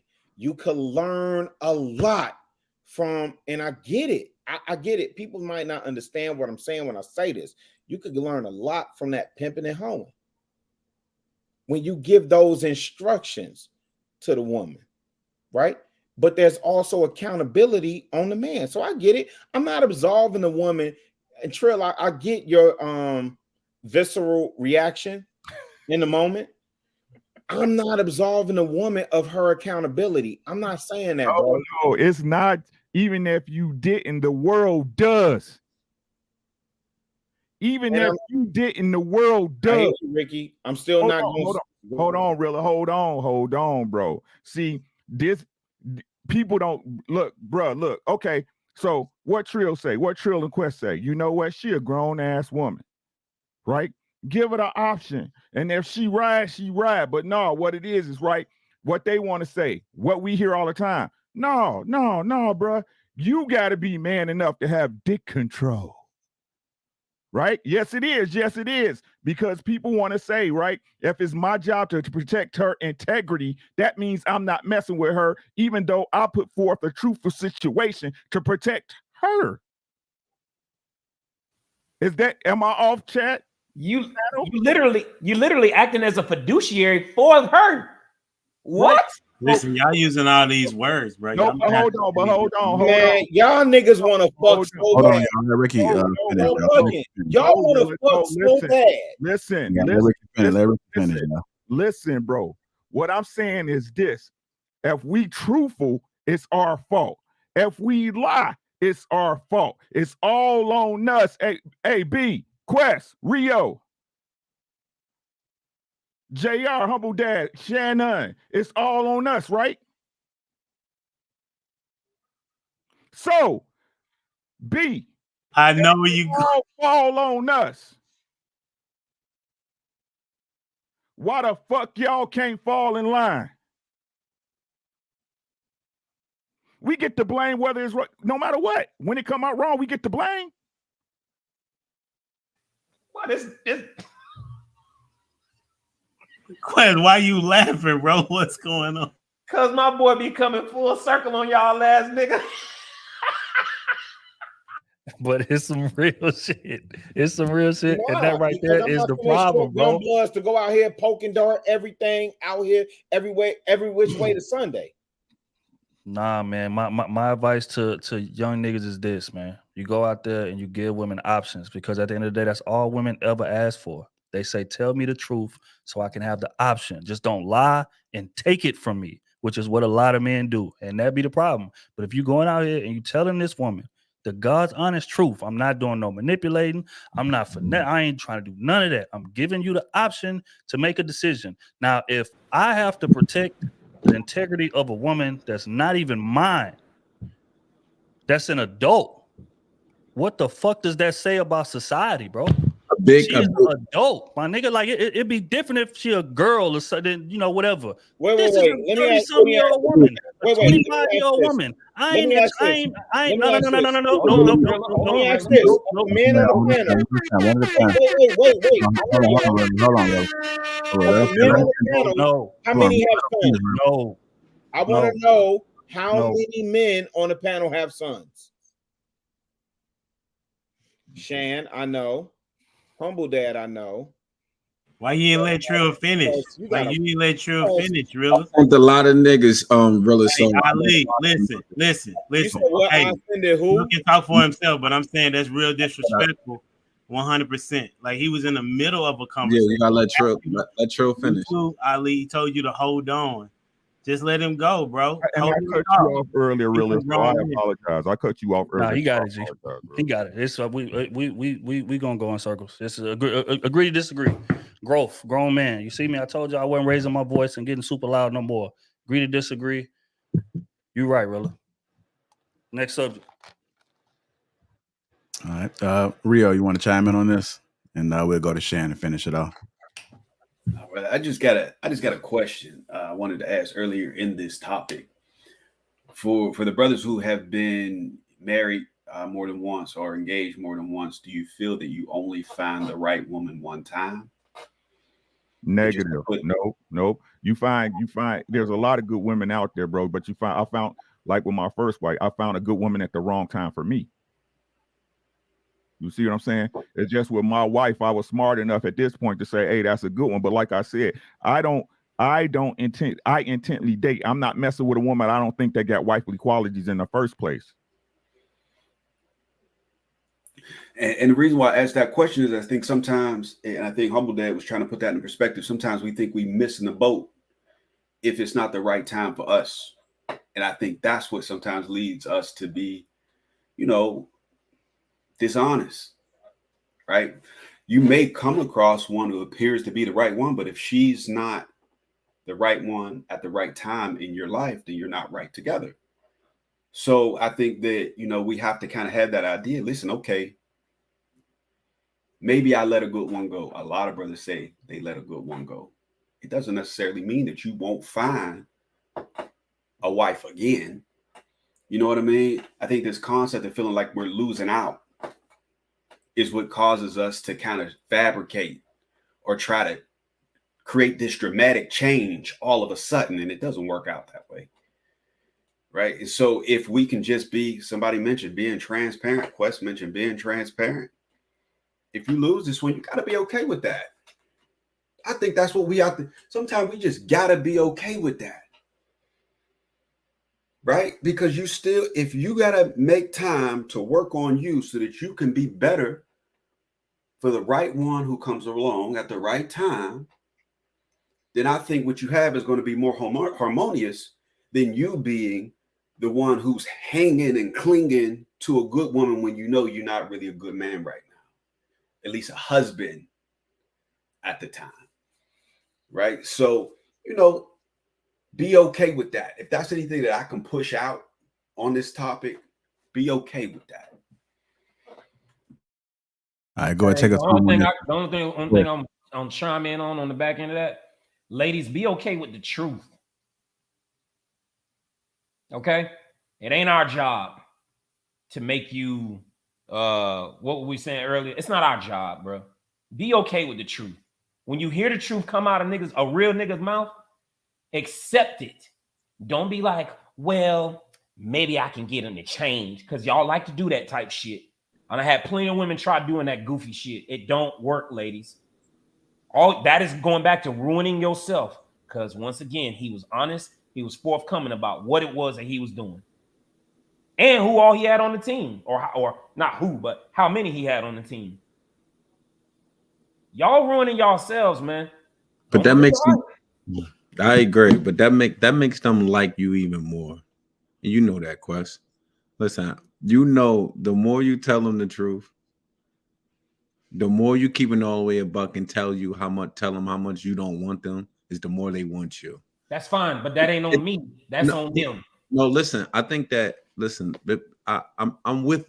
Let me just put it for the point. I'm with y'all, right? I just want to bring a different look. Turn that diamond just to a certain way, real quick, right? A different angle. At the end of it is our responsibility as men to protect the environment and the minds of our people. I think it's on the men, not the woman. I don't look at women to lead us. I'm not looking at women to be leading in self-discipline. I'm not looking at a woman to be leading in any category over me. I just don't look at women to lead in that aspect. If I'm a man, if I didn't want to be a leader, I shouldn't have been born a man. At the end of the day, it is our responsibility. It is not solely on them. They're not taking away the accountability off them. It's not solely on them. We know that what we do. And Quest, I want to use this. I remember you said reality is, right? The reality. Most of these niggas lying. You could tell them to tell the truth all day long, B. You know most of these niggas lying. You know why they love you even more, Quest? Because they know the average man that they run into ain't gonna tell them the truth. Let's be real. And in a way, it is a form of manipulation. Not in a negative way, but to get what you want. Quest. You telling the truth? You said telling the truth is a form of manipulation? You can manipulation ain't a negative thing. Dog, you was going so well. Listen. That strange, just like listen what I'm saying. Listen, hold on, wait, humble dad. Let me clarify that. Manipulation, I said this on the show before. Manipulation isn't a negative term. We use it, or anytime you hear the word manipulation, and the reason why I like using that term, because I know it's vinegar. People going, oh, you immediately think the negative term, but it's not a negative word. Manipulation, leaders manipulate the situation to go the way how they need it to go. It doesn't mean a negative thing. So my point is, you know you want to get the box, and you know you're gonna get the box. You know she never ran into a guy that's going to be honest, open, and transparent with her. You know that, though. That's your advantage. It is your advantage, Quest. That's fair. Here's what I'll say. My dad told me that. He was like, you want to get more pussy? Start telling the truth. What? I'm just telling you. No, it's the truth. But at the same token, it's still the truth, Ali, and we can't circumvent that shit. Regardless if that's my strategy and it happens to work, you still can't have a problem with the truth. I'm not saying that. Quest. I'm not saying that. That's why I start off by saying I'm with you. I just want, but the responsibility, when you say that there's no responsibility at that point, that is not true though, Quest. Nah, because that's bullshit too. Rashawn, do you think if you tell the truth and she sticks in there that she's not manipulating you too? Yeah, bro, we know that they trying to manipulate. So with that being said, there really is no proper procedure. No, all you can do is be honest. Honesty is not manipulation. Listen, the term of manipulation is only means when you trying to control something in a skillful manner. He just bore witness. What his father taught him is the same thing my mom taught me. It is to, you want to get more. The goal is for him to get the box. Rather you lie about, most niggas just lie about it to get the box, and it's a very small handful of us, right? That's going to tell the truth to get the box. The goal is to get the box at the end of the day. Without being committed in a relationship with the person to get the box. The goal behind being transparent. I'm with you. I never said I wasn't with you about it, but I'm just saying that let's not say though. What only thing I had to push back with Bro Trill and Quest about that there's no responsibility on your hand after you done told the truth. None. I don't look at women to lead me in any aspect, bro. But you mentioned a goal. The goal behind communicating that you aren't looking for a commitment is to not find yourself in a commitment that you don't want. I agree. So you're being transparent so that both people understand where we stand. That's not my argument. But you still have a responsibility to protect your environment and the minds of your people as men. We do have that responsibility though. And sometimes, and I got another pushback. If we say, I heard plenty of times, we say women are children. It ain't just Ricky who said that.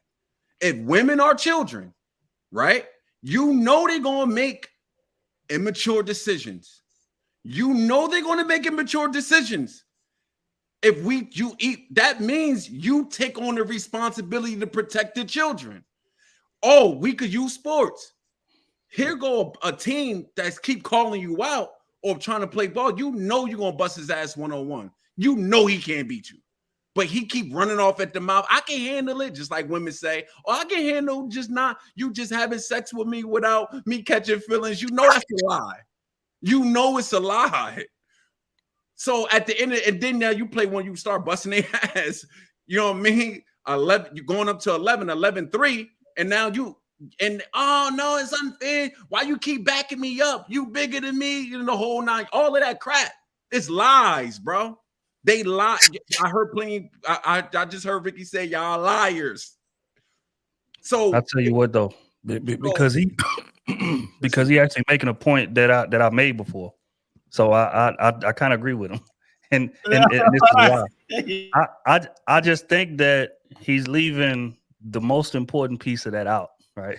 In terms of what my explanation was. So fuck it, we're gonna go down a hypothetical situation, right? Go ahead, Charles. Let's say I'm talking to a chick. Now, mind you, this is what men don't get enough credit for. The recon we do when we talk to these chicks. Yeah, people right? game. You know what I mean? The recon we do. So we didn't analyze what her ranking is in her friend group. We didn't analyze like what her family trauma is. We didn't analyze how insecure she is based on how she moving on social media, or if I'm seeing her out, how thirsty she is for attention. So we didn't gather all of this intel, right? So when we get in there, we get to talking to her, we get to chopping it up. We will tell the truth, most of the truth, but we can omit certain details without it being lying, right? So that's what he's speaking to. So hypothetically, right? If I'm talking to a chick, and I say, look, man, I ain't really looking for a relationship right now, right? But the with you is silent. I'm not looking for a relationship with you ever, with you, but I didn't necessarily lie. I just said I'm not looking for a relationship. And because I done this recon, I know how much you like me, for one. I know how insecure you are, for two. And I know the likelihood of me getting that ass. And going back to what Rashawn said, again, just to bring his point into it, I know how often other niggas lie. So I'm analyzing the whole field when I'm telling you this partial truth, when I'm omitting certain details. This nigga giving up the game, bro. Always look though, because and again, I'm about to bring it full circle. I'm omitting certain details so I can always have, what did I say my favorite phrase was earlier? Plausible deniability. That's how it goes. So you can't manipulate without ever lying. Just telling her the truth. I'm not looking for a relationship right now. It's just the with you was silent. Yeah, that's right. This is. I mean, I get the perspective. I guess this is just a complete rewiring for me, because now it's making it seem as though we need to be responsible. It goes to what Rilla actually said. Now, if we're saying that, maybe Rilla's right then, because it's saying then we are responsible for women who aren't even our own.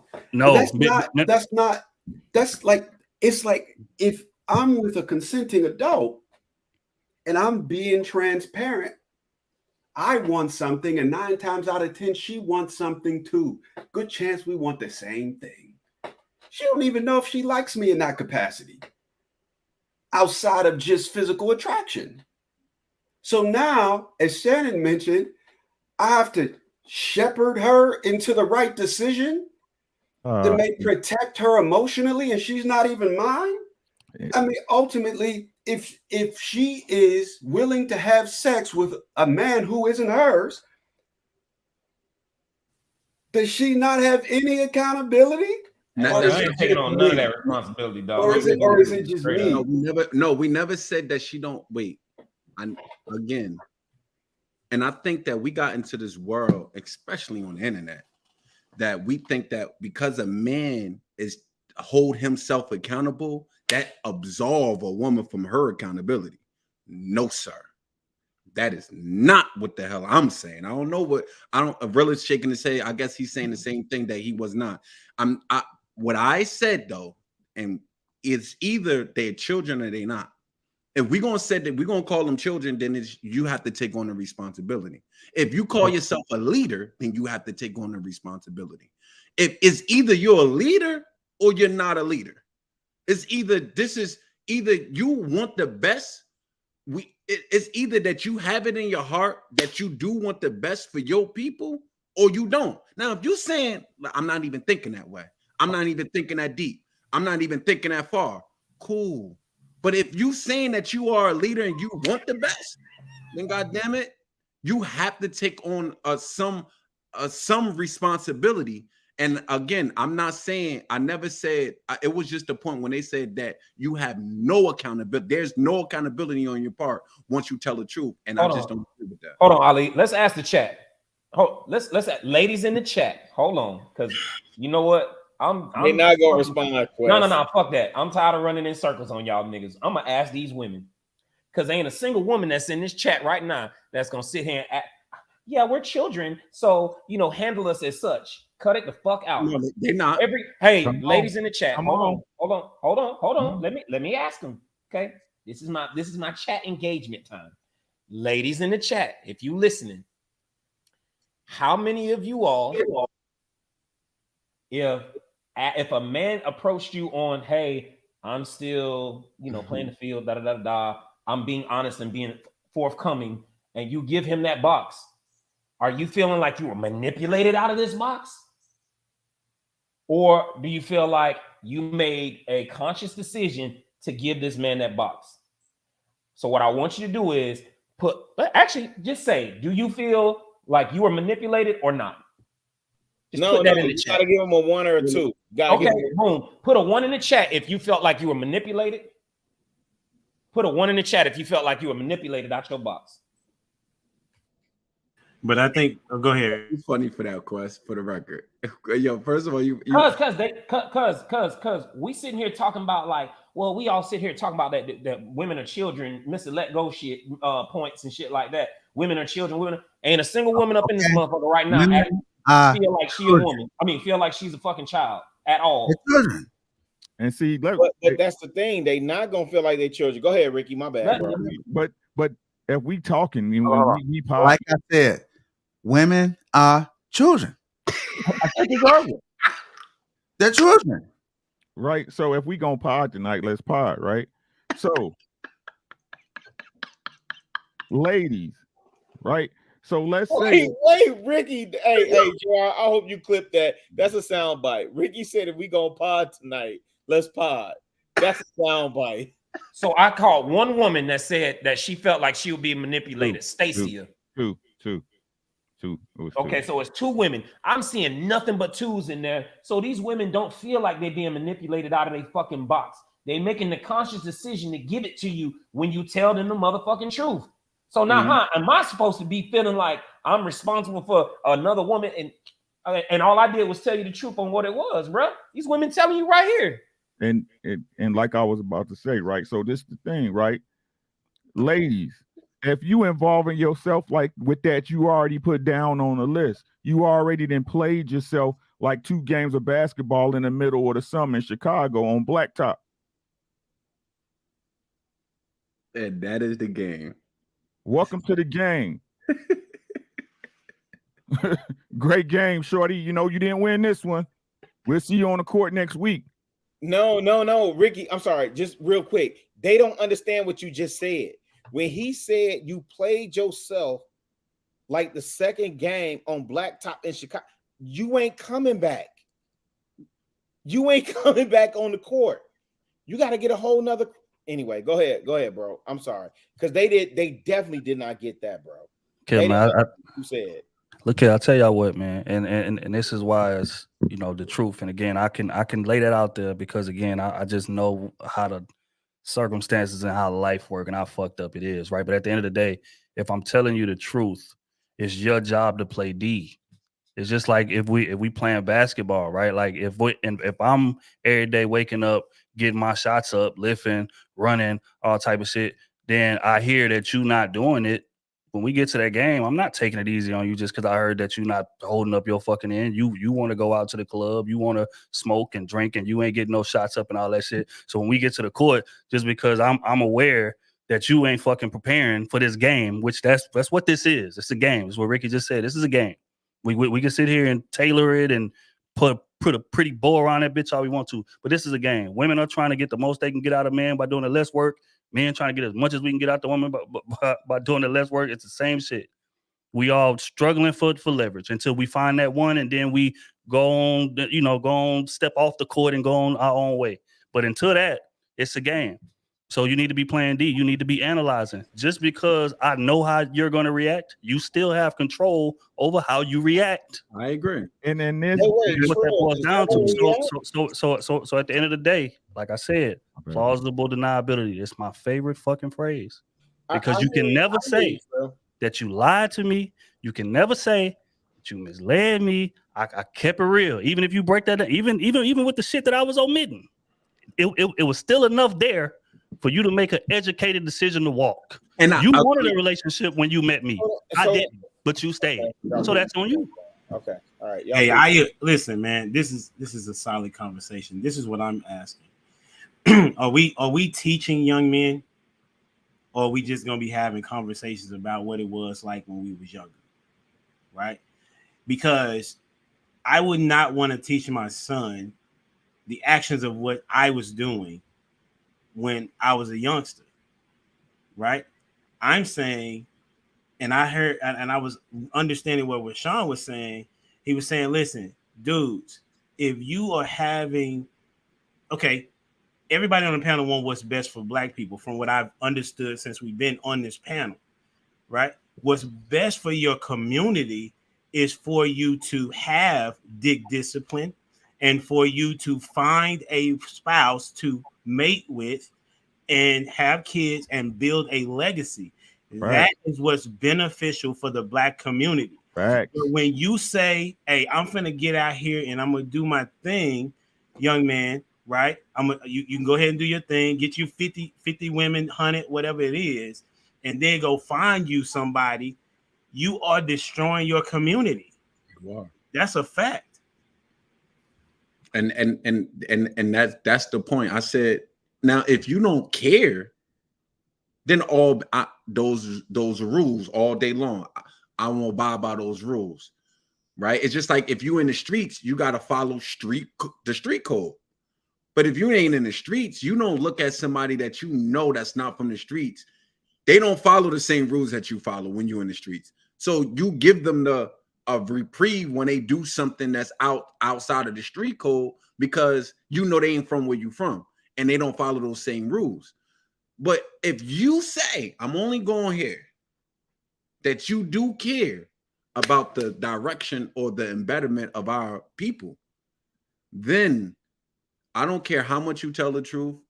I can't teach my son to just be nailing every goddamn thing. But you got it. I want at the end of the day. Go ahead, Ricky. It's not about that. It's about being fucking intentional, God. I agree. That's what I'm saying. Look, no matter what y'all keep, the game don't change, only the players, baby. These rules been around since time eternal. It's simple. Women, men and women have both have a responsibility, and that's what I've been saying the whole time. I agree. Right? Let me finish, right? So if we gonna use this game soliloquy, right? If we gonna use this simile, right? The game can only get played when players showing up to court.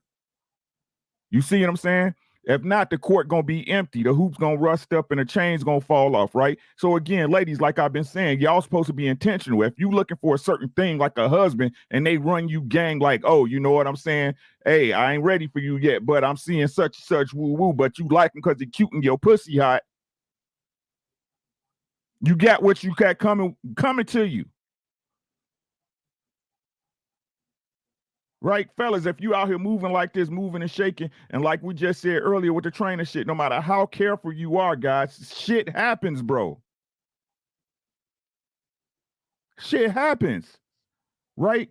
So again, yo, it's your job to be a leader in all circumstances, right? In all circumstances, again, what Sir Rashawn said, right? What Rilla said. But shit, sometimes you know what shit happened like Trill said. That's a fact.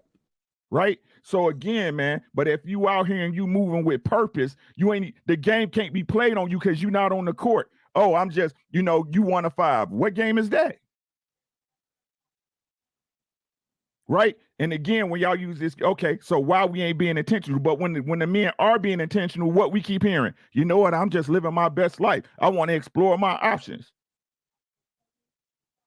Right? No, when you got a good man in front of you, and you fuck with him like that, stop being stupid. But the truth is that we want to get down to it, which nobody don't want to say. Everybody just some selfish ass motherfuckers and really don't give a fuck.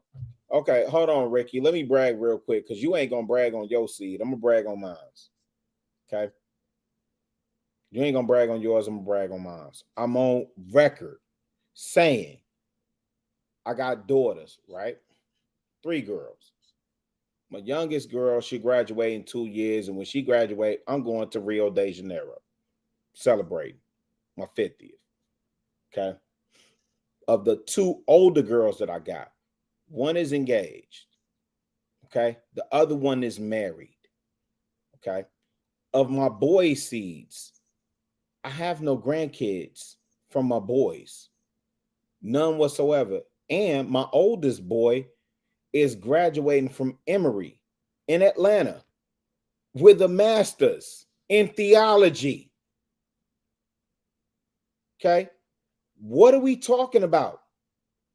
When I get up here and I say about being intentional and about discipline and about talking to our seeds, I talk about what I say to my sons.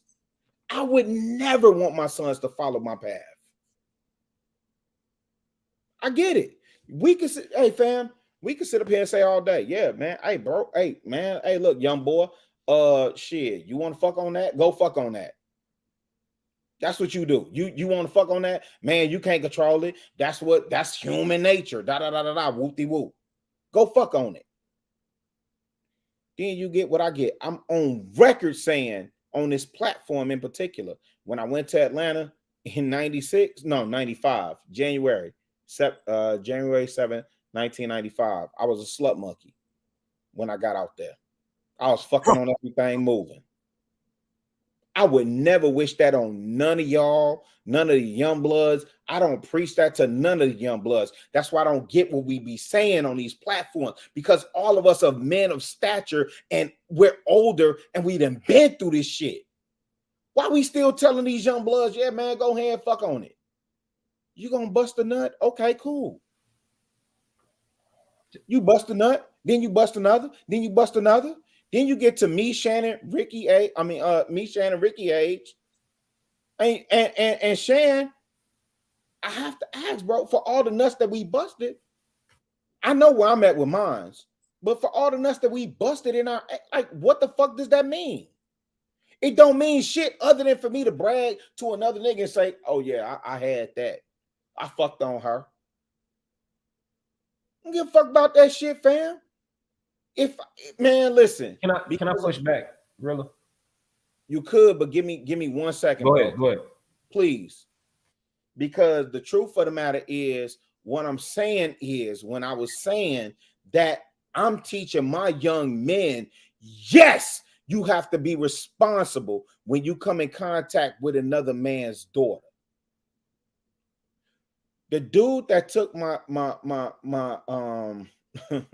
chocolate, my daughter, the dude that took my daughter on prom, and I was stepping in to have that conversation with him. You know what his parents said to me? We already had that conversation with him. You good. That did my heart good, fam. And this is the fucking thing that I'm talking about. We got to advance this conversation forward. What the fuck is we talking about when we just sit up here on these platforms and steady talk about, oh, no. The woman responsible for who she fuck on. Oh, so I'm not responsible for who I fuck on? Because I have the urge, I just get to run in whoever I want to run in, right? I just get to fuck on whoever I want to fuck on, and she let me fuck on her. I don't have no responsibility. And not only that, now I created a child with this woman, so I don't have no responsibility to teach my seeds how to conduct themselves. They just should go fuck on whoever they want to fuck on. I'm not raising my seeds like that, fam. If this gonna be king talk, let that shit be king talk, fam. So here's my pushback, really. Okay. What you were speaking of is an idealistic way of thinking, right? But just like I told Humble Dad, we are in a state of reality here. I'm talking about fucking reality, bro. We're not talking about what we would love this world to be. I want this shit to be Wakanda. Because in Wakanda, women ain't out here fucking off like that. I just don't like that. In my Wakanda, that's not what's going on. You know what I'm saying? You know, ain't nothing but families and, you know, beautiful is it, you know what I'm saying? But we live in America. You live in Chicago. I live in Florida. Tria, you right there in Houston, right? Boys are fucking. So if I want to have a message that hits these young men, if I tell them, stop fucking these women until you're ready to get married, that shit ain't even finna go in one ear and out the other. That shit gonna get the right here and go straight to the fucking ground, bro. Come on, man. We have to be realistic. If we're gonna talk king talk, hold on. No, I gave you. I got backed three off. boys. No, Rilla. I backed off Three when you asked boys. me to. Tell me. Rilla. I backed off when you asked me to, bro. Sons? Quest. Rilla. I backed off when you asked me to. Let me finish. I want the message to get to these young men. They will fucking ignore us if we're sitting here telling my son, don't go out here and fuck until you're ready and get married. Are you fucking kidding me? That's why I tell them, if you go out here and you do what you do, be honest, protect yourself at all fucking times. And let's be honest, even that right there, some of that is going to fall flat on his fucking head because niggas is not going to strap up. So now, I'm trying to be as close as I can to these boys by telling them that. You talking about don't fuck them until you're ready to get married? These niggas, they be like, hell, whatever the fuck that nigga's talking about. Now you're talking about your sons. They were raised in your household. This is king talk. We're talking to a nation of men right now. Young men. Let's be honest, real. We got to be real, bro. You know, Quest, you said something that's first of all, I agree with everything that you just said. The minister always teaches us you got to meet a man where he's at, right? If you can't, you meet a man where he's at. We know you got to be able to know how to communicate with people. And if we on King Talk, as you said, we talking about a nation of men, we talking about the young men. You know what they're going to do anyway. So you're trying to guide them and gear them to be able to try to do things at least as right as possible until you can raise their level of consciousness up to where you can get them to say, now you can get to, bro, you don't need to be moving action. When you raise your son, you want to raise your son better. You want to raise them the way how, well, really what you say, how you want to raise your sons. But when you dealing with people, you know they out there, you got to meet a man where they at. Come to the language of the people. In other words, as the Holy Quran teaches us, right? You have to, because at the end of the day, man, the young boys, they will tune you out immediately, not immediately, but immediately, as my good folks that my family down south would say. You know what I mean? At the end of the day, so I agree with you, Quest, 100% on that one. I got a question. Hold on, real. Let me man. ask this question. Do we Go ahead, just homie. curious, do we teach to the standard, like where like do we teach to that we want Wakanda, or do we teach to well, I know this is where you are, right? I know this is where you are, but this is where you should be if you want to achieve this legacy thing, right? This is so I'm understanding, Quest, what you're saying. Like you want to Ali meet answered that too, though. Yeah, He absolutely. answered that by just. Go ahead. I'm sorry, homie. I'm sorry. Just no worries. You're good.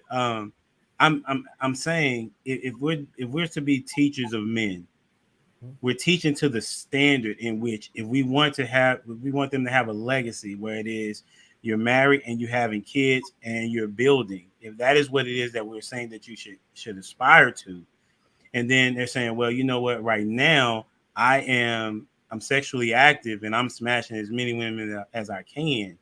And would you say, well, as you're doing it, Ali as well, whoever, right? If that is what you choose to do, then just strap up and then just make sure that you don't have no babies. So is that what it is that we're going to be teaching? Or should we be teaching, you know what, listen, like I'm just giving you what it should be. You gonna do whatever you want to do, right?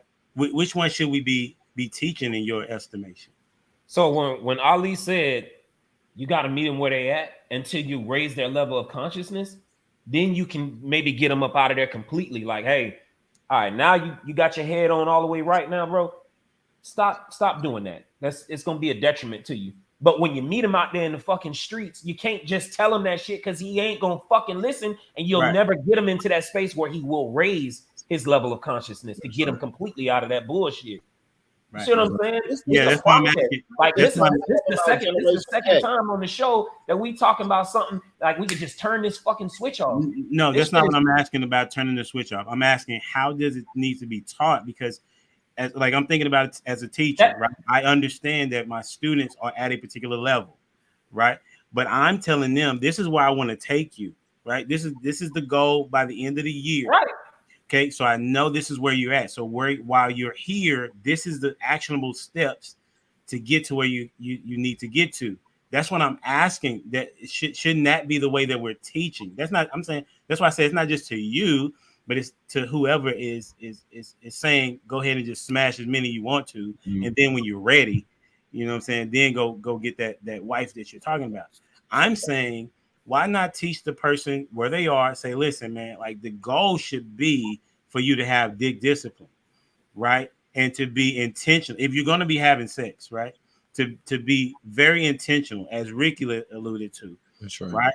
And so if you're going to be intentional, right? You're not able to do that now, but that should be your goal, right? And so in order to reach that goal, this is what you need to be doing right now. That's all I'm Okay. So wait. No, because you made an excellent point.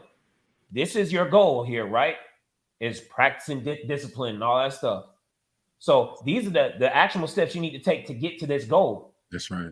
But in the meantime, protect yourself and be honest. That's right.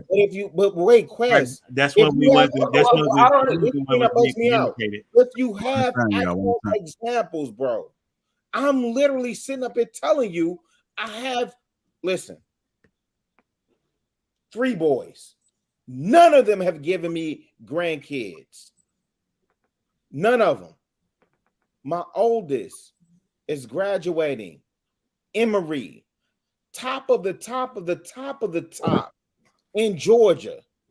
And he's graduating from theology, right? Ricky, please forgive me if I'm out of pocket. I know your son does good work here at the crib. Ricky's on record with his son doing good work at the crib. Why we not extolling that? Why we always got to sit up here and say, well, because a man's nature, wait, hear me out, fam. I know what you're going to say. Because all man's nature, we just got to run up in everything. Your boys are exceptional, Rilla. Your boys are exceptional. No, you're talking to the masses, bro. This is the one thing I got to give credit to other niggas when they say that, you know, they get shot down for being an anomaly and this, that, and the third. No, I'm not the exception, my nigga. I'm not. I said your boys are the exception, Rilla. No, Just based they off not just either. based off what you just Yeah, described. yeah. I think Wes, hear me. They not either. Maybe sometimes because we so caught up on running through bitches and what we done been through. Maybe we project on the young boys, but the young boys done already saw what we did. They said, nah, I ain't finna do what y'all did. I ain't finna do none of shit what y'all did. Not one shit. You niggas, I hear this shit all the time. Old niggas gotta go. There's YouTube streams on old niggas gotta go. I'm 48. Yeah, Rilla, but let me just say, All right, so we gotta move on to the main topic, y'all. Yeah, sure. I'm saying, Rilla, the point that you're missing from Quest is that Quest is talking about like these guys have not been in an environment underneath your tutelage. Okay, they are starting. If I was talking about from a teacher standpoint, these kids have just came into my classroom and have not even started with me day one.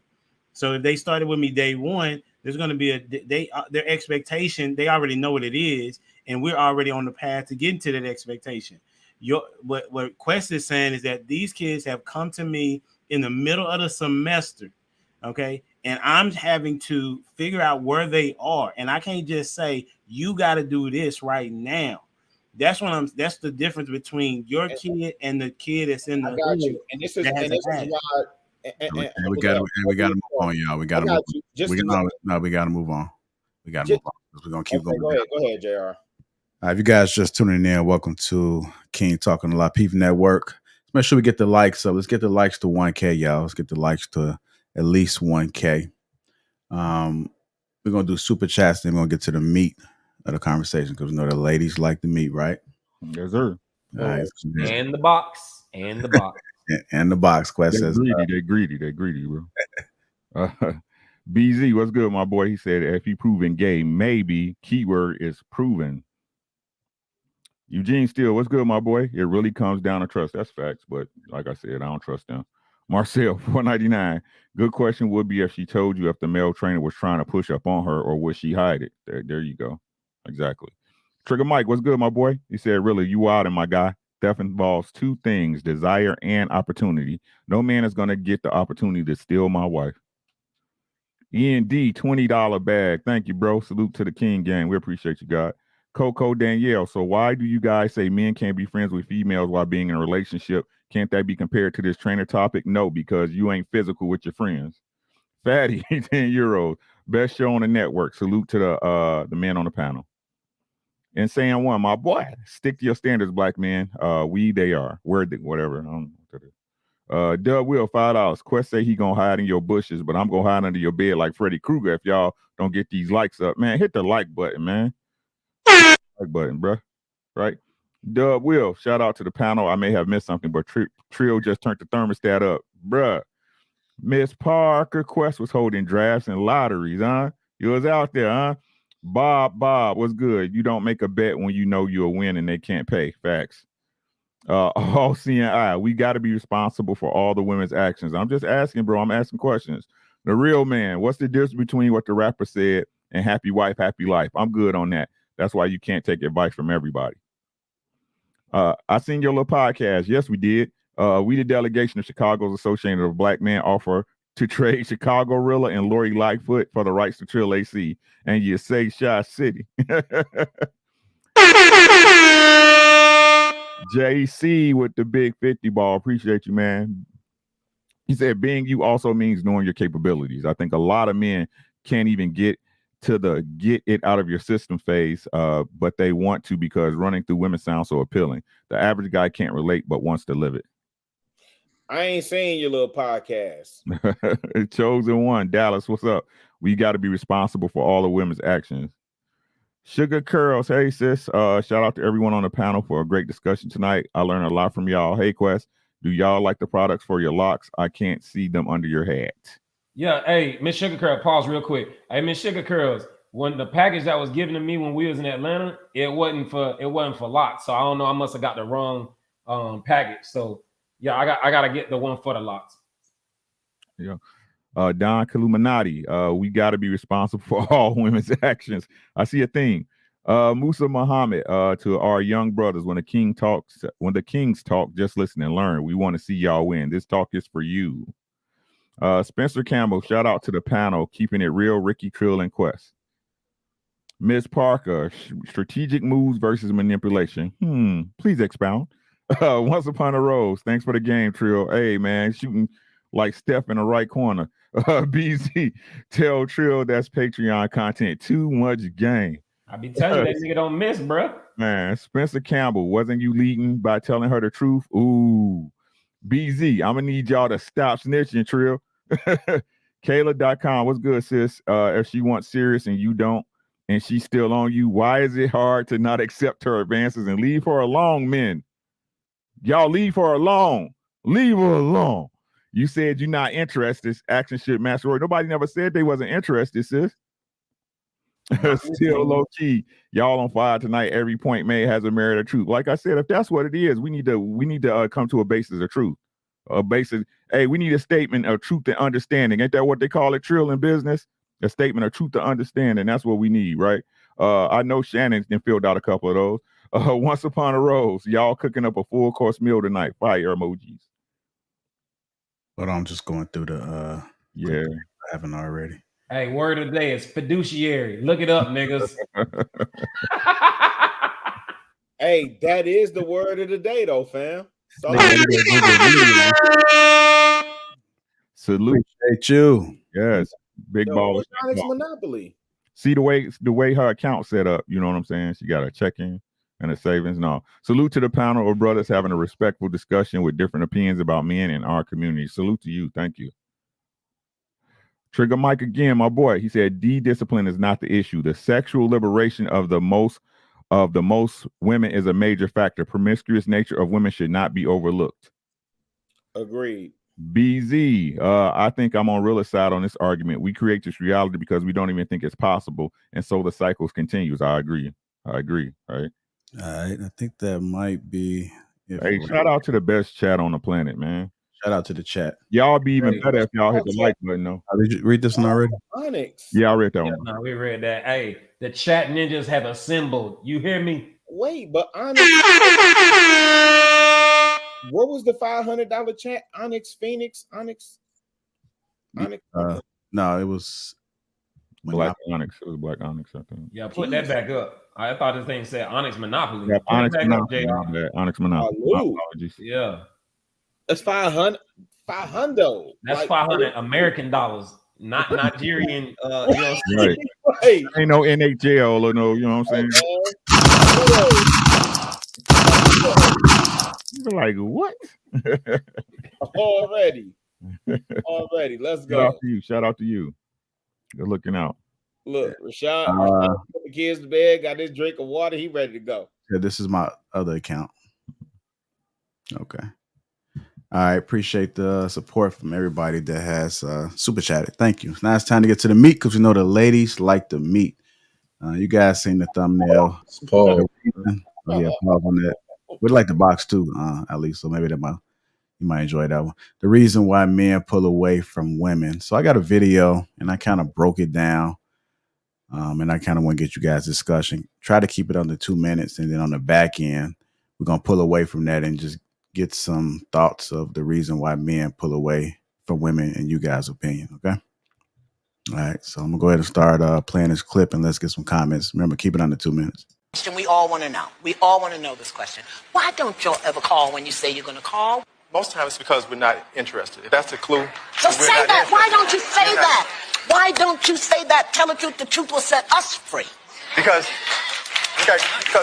most men do not want to face that reality and say that to the woman. They'd rather just not call and hope she gets the hints. Well, you know what? Love us, respect us enough to know we can handle your truth. Sometimes guys don't call because they're scared of rejection back. Throwing out there. This is information. Are you guys? Do you all have a fear of rejection? Absolutely. Really? Okay. Thank you. That's good to know. If a girl's showing you that she's interested, and yet you have a fear of rejection, I don't get that. All right. Now, wait a minute. Let me break it down for you.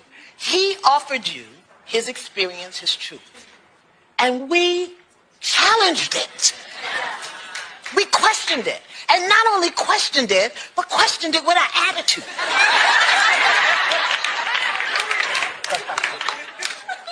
One of the things we have to do is we have to believe that what they tell us is the truth as they know it in the moment. Doesn't mean it can't change.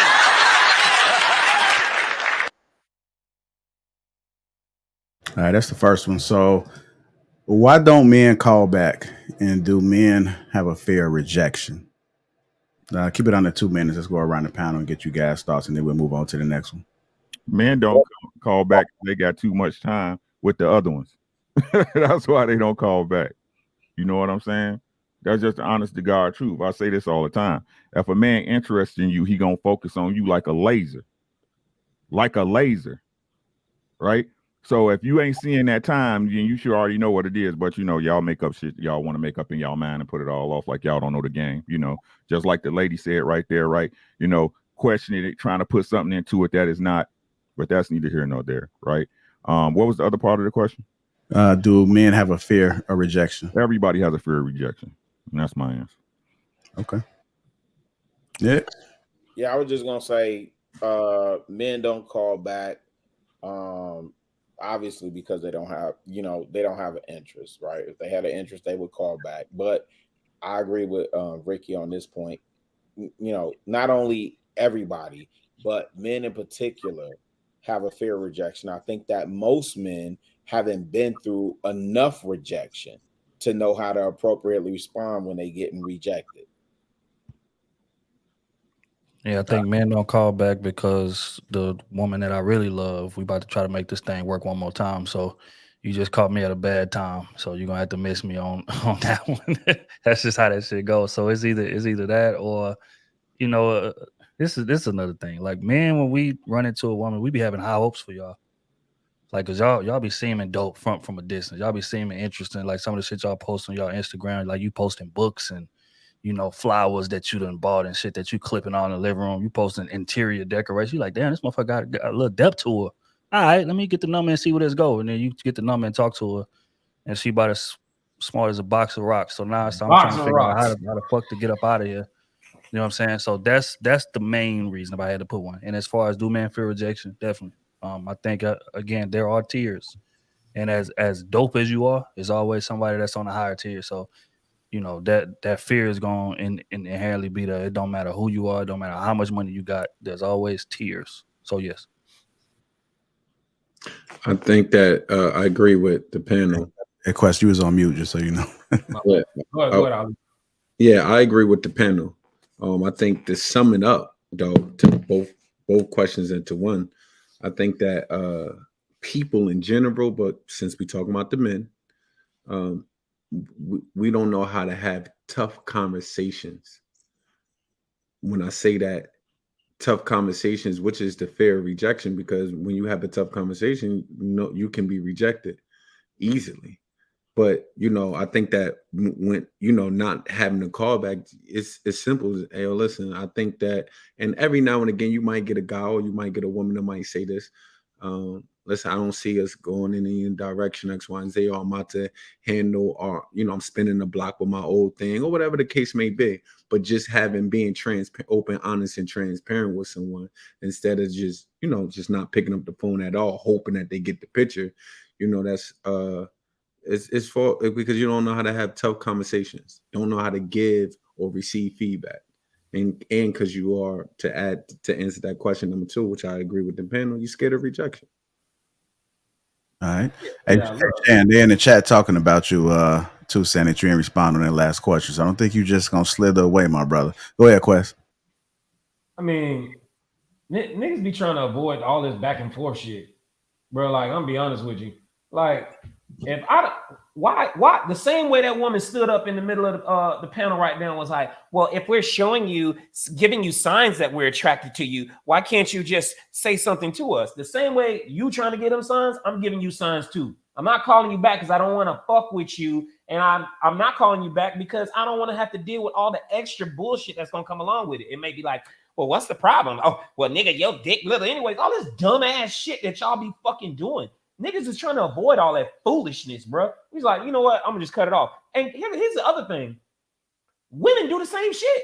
If they see a nigga that they went out on a date with that nigga and he wasn't up to par, they ain't calling that nigga back, or they just stop answering his phone calls. What the fuck we talking about, bro? Hey, go ahead, Shan. What are your thoughts, sir? Like that. I don't think men have the fear of rejection in the context in which Ayanna Van Zandt said it. Because if a man is not calling the woman back, there's nothing to be rejected about. He already got what he needed. He can move forward and do what he wants to do.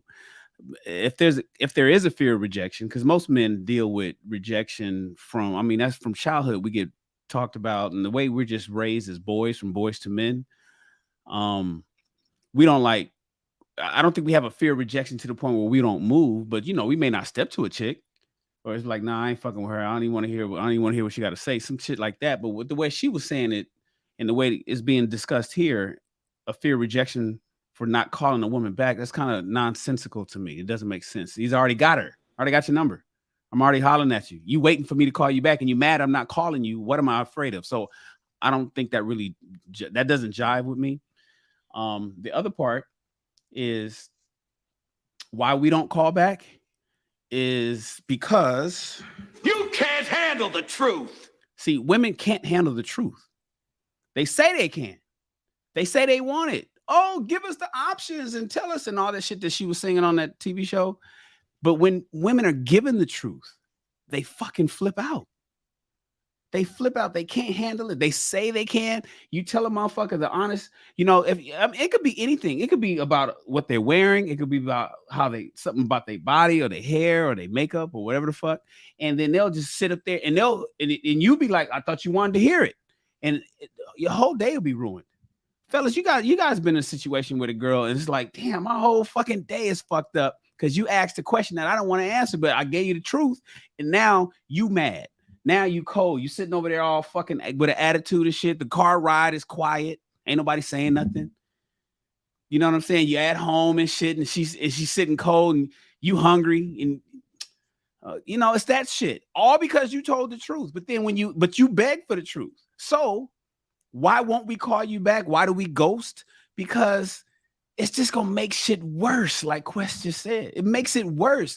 Ladies, you guys have this notorious ability to take a bad situation and make it worse.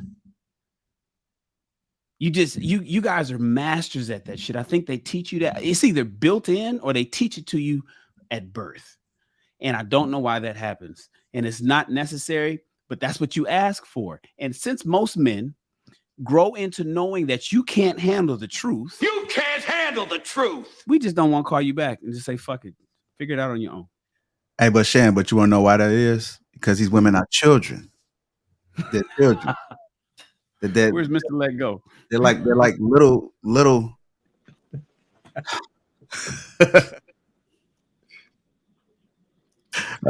I want to say something so bad. I want to say something so bad that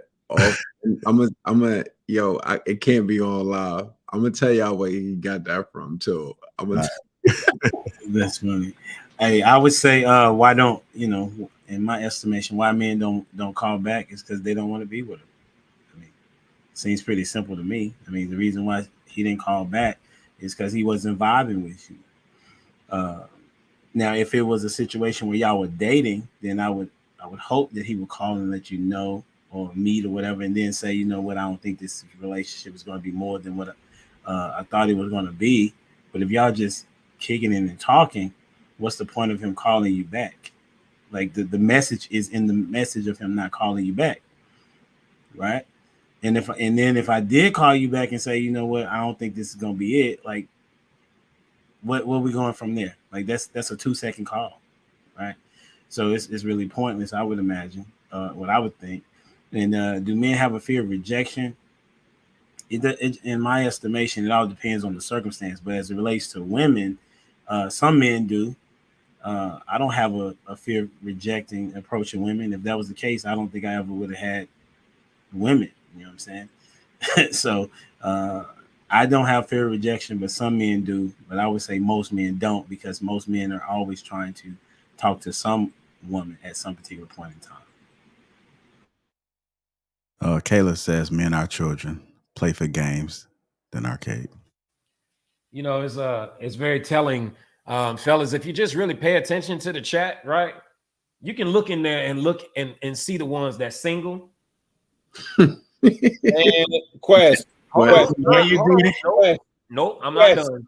You can look in the chat and see the ones that's single, and that's gonna continue to be single, just off the conversations that we have and the type of pushback they fucking give, bro. You got a whole panel full of niggas that's trying to tell you what the game is, and you gonna go the opposite direction. Go on and run off the cliff then. Shit, fuck it. Hey, Quest. Girl gave away the whole game. Look, Quest, we not even giving them game, bro. We telling y'all, this is what I love about Jay Prince.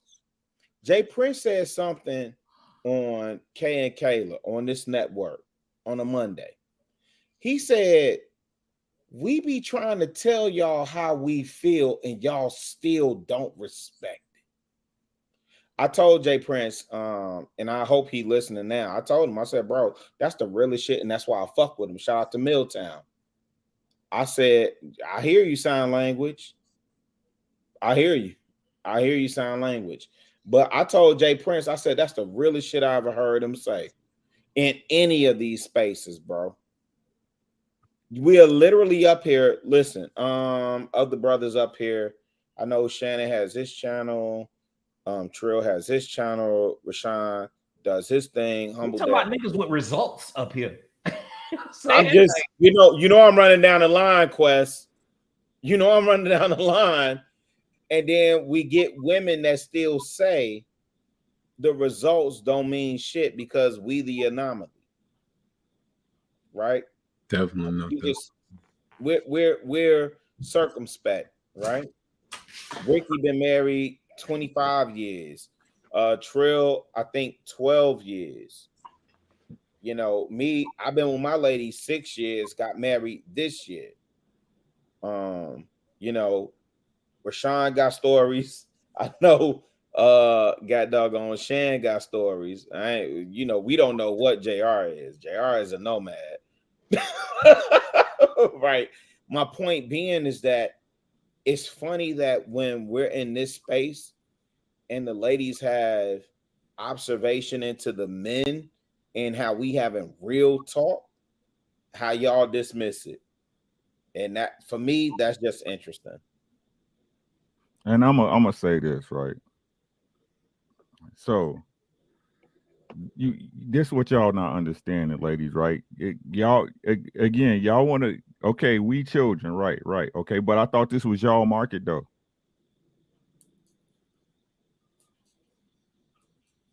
I thought the sexual marketplace was y'all market. Y'all been running this game since time eternal, right? Since the beginning of time, since Jesus walked on water. So if it ain't y'all market, and y'all not giving the customer what they want, why you getting the results you getting? Oh, you got it figured out though, right? Yeah, you got it. Right. You got it. Facts. We don't know what we talking about. The game not rigged. The game the way you say it is, right. Right. But you can't get the results you want though. Like I said before, all boxes checked. Bad as fuck, educated, you know what I'm saying? Big apartment, big house, riding around in a 7 Series Beamer, right.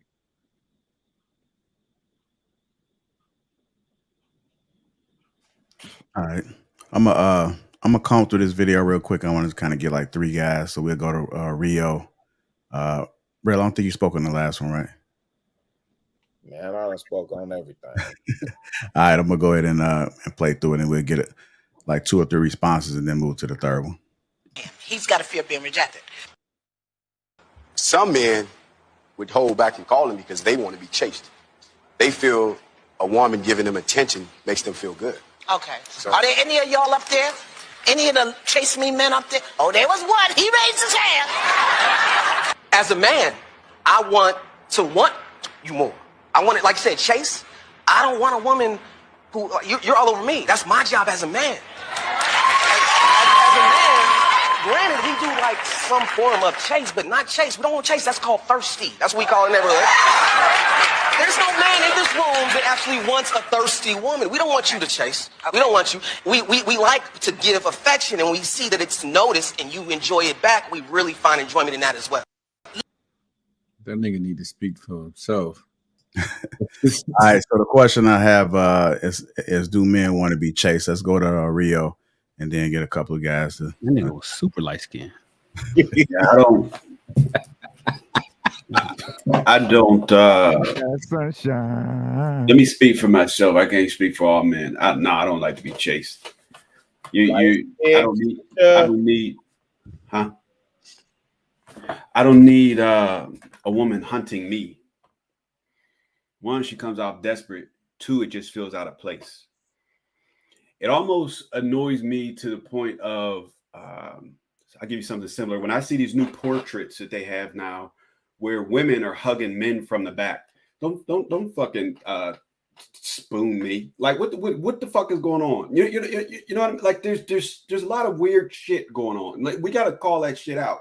You know what I mean? It's not. Oh, I just love how she's on the chase. No, like that's not going to work. You're supposed to be the hunter. You're supposed to be the hunter, not her. You know, she's smacking you on the ass too, and you know, like I'm just saying, like there's weird shit going on, and we got to call that out. You know what I mean? Like, listen, you're the man. You're the one who's in pursuit. You're in pursuit. Don't let somebody knock you out of position and then you get comfortable. I kind of like it here. Nah, bro. Nah. It's your job. Smoke weed every day. All right, I'm gonna go to Ali. Yeah, listen, man. I want to feel wanted, needed, the whole 9 yards. All right, just like listen, I'm an affectionate person. All right, I want to be on you, and I need you to be on me. All right, I need that energy to be reciprocated. All right, and I don't need you to chase me because I'm not running from you. All right, but at the end of the day, I need the energy to be reciprocated. I like affection. I like intimacy. All right, I want her. I need the same way the amount of energy that you want me to put on you. God damn it, that need to be reciprocated. Period. You know what I mean? At the end of the day, so however you want to take that, y'all take it. Hey, these chat niggas crazy as fuck. The nigga said, "Hey, no spooning with King Rio, man." Hey, Rio on light skin energy. Rio said, "Don't put all that light skinnedness over here. Don't wake me. I'm dreaming." Facts. This is, hey, I'm just saying, it's just getting a little out of hand. You know. All right, so let me ask then, Rio. Let me ask Rio. Hold on. So if, let's say, for instance, you at the counter in the kitchen, right? Wait a minute. Hold on. You seasoning up some steaks, right? You know what I mean? You getting your meat all tenderized, you know what I'm saying? Getting everything seasoned up and everything like that. Girl, and your wife come in the kitchen and see you you getting this feast prepared, you know what I'm saying? And she come walk up behind you and just give you a hug. You're like, "I love you, baby." What you gonna be like? Get the fuck off! Elbow her ass. Get off me. I'm dreaming. Elbow back. Get off me. Hey, Shan, just let me sleep. I'm just saying, Rio. You know I'm talking shit, but you know what I'm saying? Like, I understand what you're saying. I think we recognize her intent. Believe you me, though, I will find a way to communicate where I'm comfortable. I'm comfortable back there. You in here. You know what I'm saying? I'm covering. You fit inside this space. I don't fit in there. Don't put your arms around my waist and shit. Like, no, my arms go around your waist. I'm not delicate. You're delicate. Okay, that's how it goes. There's a reason. There's a uniformity. She's supposed to fit into you know what I'm saying? Your confinements. Hey Rio, have you had a woman? Hey Rio, Rio. I felt. Listen, Ali, let me ask him the question. Y'all see this space? This is the space. This is her space. In here. This is her space. Yo, King Rio has That's not my space. That's her space. King Rio, has a woman tried to spoon you before? Or you had already had this conversation? I don't do that shit to piss me off. She probably watching right now. She does that shit to piss me off. She knows that I don't like that. You know what I mean? Yeah. So if she does it, it'll be in a joking manner or something like that. You know what I mean? But like she understands, but she gets it. Trust me. You know what I mean? So let me say this. just being conscious. You want to say something though? Let me say this for the young bloods that's watching it. Hey, listen, my boo thing. Hey, listen, if I'm in the kitchen and I'm cooking and she know that ain't never happening, right? But if I'm in the kitchen, I'm cooking and she come up behind me and she decided to wrap her arms around me, I'm cool with that. Some of y'all is super alpha. I hear you. If I'm at the grill, that'll happen. Now, if I'm at the grill and I'm grilling and she come up behind me and she put her arms around me, I'm cool with that. Look, I think that just might be a cue for you to turn around. You know, when she grab you, you turn around and then. And listen, thank you, JR. You know what I'm saying? Hold on, let me get my wedding ring because she finna get the business after that. Hold on. That's just when I had this conversation before when I was like, in the bedroom, a man should rarely be on his back. Hey, you know the niggas that done been to prison on the panel, boy. God damn. Yo, what happened? Y'all niggas got some prison rules, cuz. What happened? I was saying that inside the bedroom, a guy should rarely be on his back. Like a guy should not be laying on his backside getting his nipples licked. Like it's. Hey yo, what's up with y'all today, yo? Hey yo, listen. What's up with y'all today? Hey, we're gonna go to keep it moving though. We not lying. We not lying. Somebody. What's the next topic? Hey, you gotta be go to the third part right now. Hey yo, we gotta go to the third part. Wait, hey yo, I'm sorry. It's gonna be real disrespectful, Shannon. Do you agree with JR? Hey yo, what happened? I'm asking Shannon, do he agree with JR? Should a man not ever get his nipples licked? Yo, what? Yo. Hey, so yo, I didn't even catch that. He said men should get their nipples licked.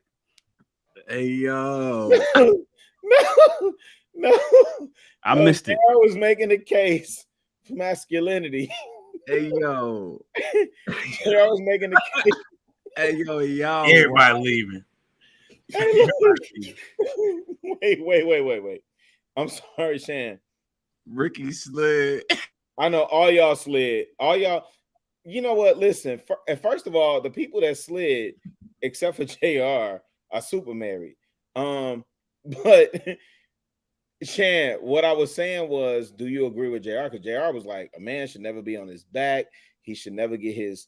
No, I'm not saying he shouldn't be on his back, but you gotta be careful, Right. If you land on your backside, get your nipples licked, I just gotta take it. You were saying you should not get his nipples licked. like some little woman.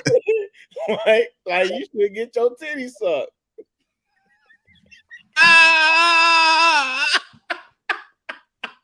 Somebody get him some milk. Hey yo, we gotta go to part 3, yo, because they just really. These transitions is crazy. It's my favorite day of the week, man. Y'all ain't gonna deny me this, man. I ain't gonna What lie. y'all talking about? We needed this. We needed this segment right here. Cause this little, oh my god, to lighten the mood up a little bit, bro. I promise you, we needed this shit here. This shit is fucking hilarious. You ain't finna deny me this, man. It's my favorite day of the week, man. All right, Jay. I'm sorry. Hey, notice Shannon did not answer the question. I know he didn't. Oh, freaky ass. Hey yo. The question the first time. But wait, You but talking wait, about what wait, you say? yo, I wasn't paying attention. About me? I didn't know what you said. Hey, And wait, then Uncle when you Dad. repeated it as if he wanted to answer your question, Right. he still didn't Uncle answer. Dad. Ricky's still off camera though. Shannon pulled a George Bush, man. Never answered the question at all. Any question? Hey man, when I'm fucking and a woman sucking on my chest, that'll make me come. That's me. When she's sucking on my chest and grabbing my chest when I'm fucking, that works for me. I'm on my back because she's riding dick, reverse cowgirl or otherwise.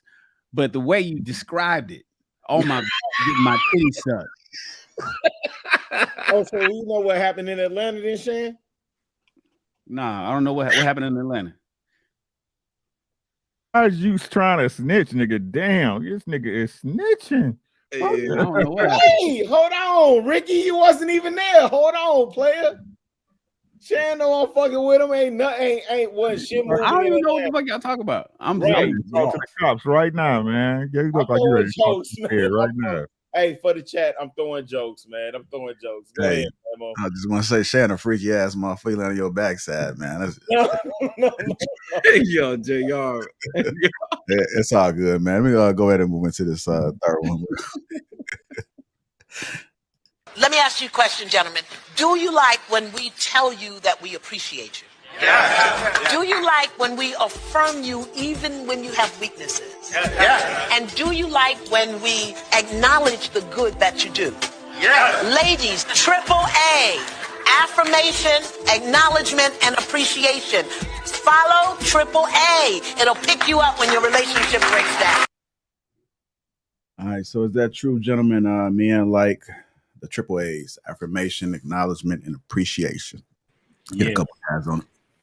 My wife, she roll that shit out every day, 7 times a week. You know what I'm saying? Every single day she rolling that shit out.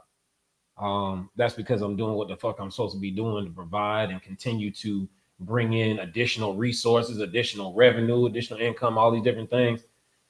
You know, yeah. Like I don't want to say too much, but I just closed on a deal yesterday that can potentially change the trajectory of our fucking lives, bro. Bro, we gotta go celebrate. We gotta do this, baby. I love you. You do so much for our family. I get that shit all the time because I'm doing what I'm supposed to be doing. I think, fellas in the chat, fellas that's watching, if you're not getting that, well, me caution on saying this. I'll say halfway down the line. I'll split it down the middle with y'all, ladies. If you're not getting that, do more work. Go harder in the paint, right? Continue to expand your network, continue to bring in more resources and all these different things like what we talked about. Now, the other half of that is, ladies, these men are doing what they're supposed to be doing, and y'all just not acknowledging it, right? So I'm gonna play right there in the middle on that. Fellas, do more. Ladies, acknowledge when you see your man doing the right things.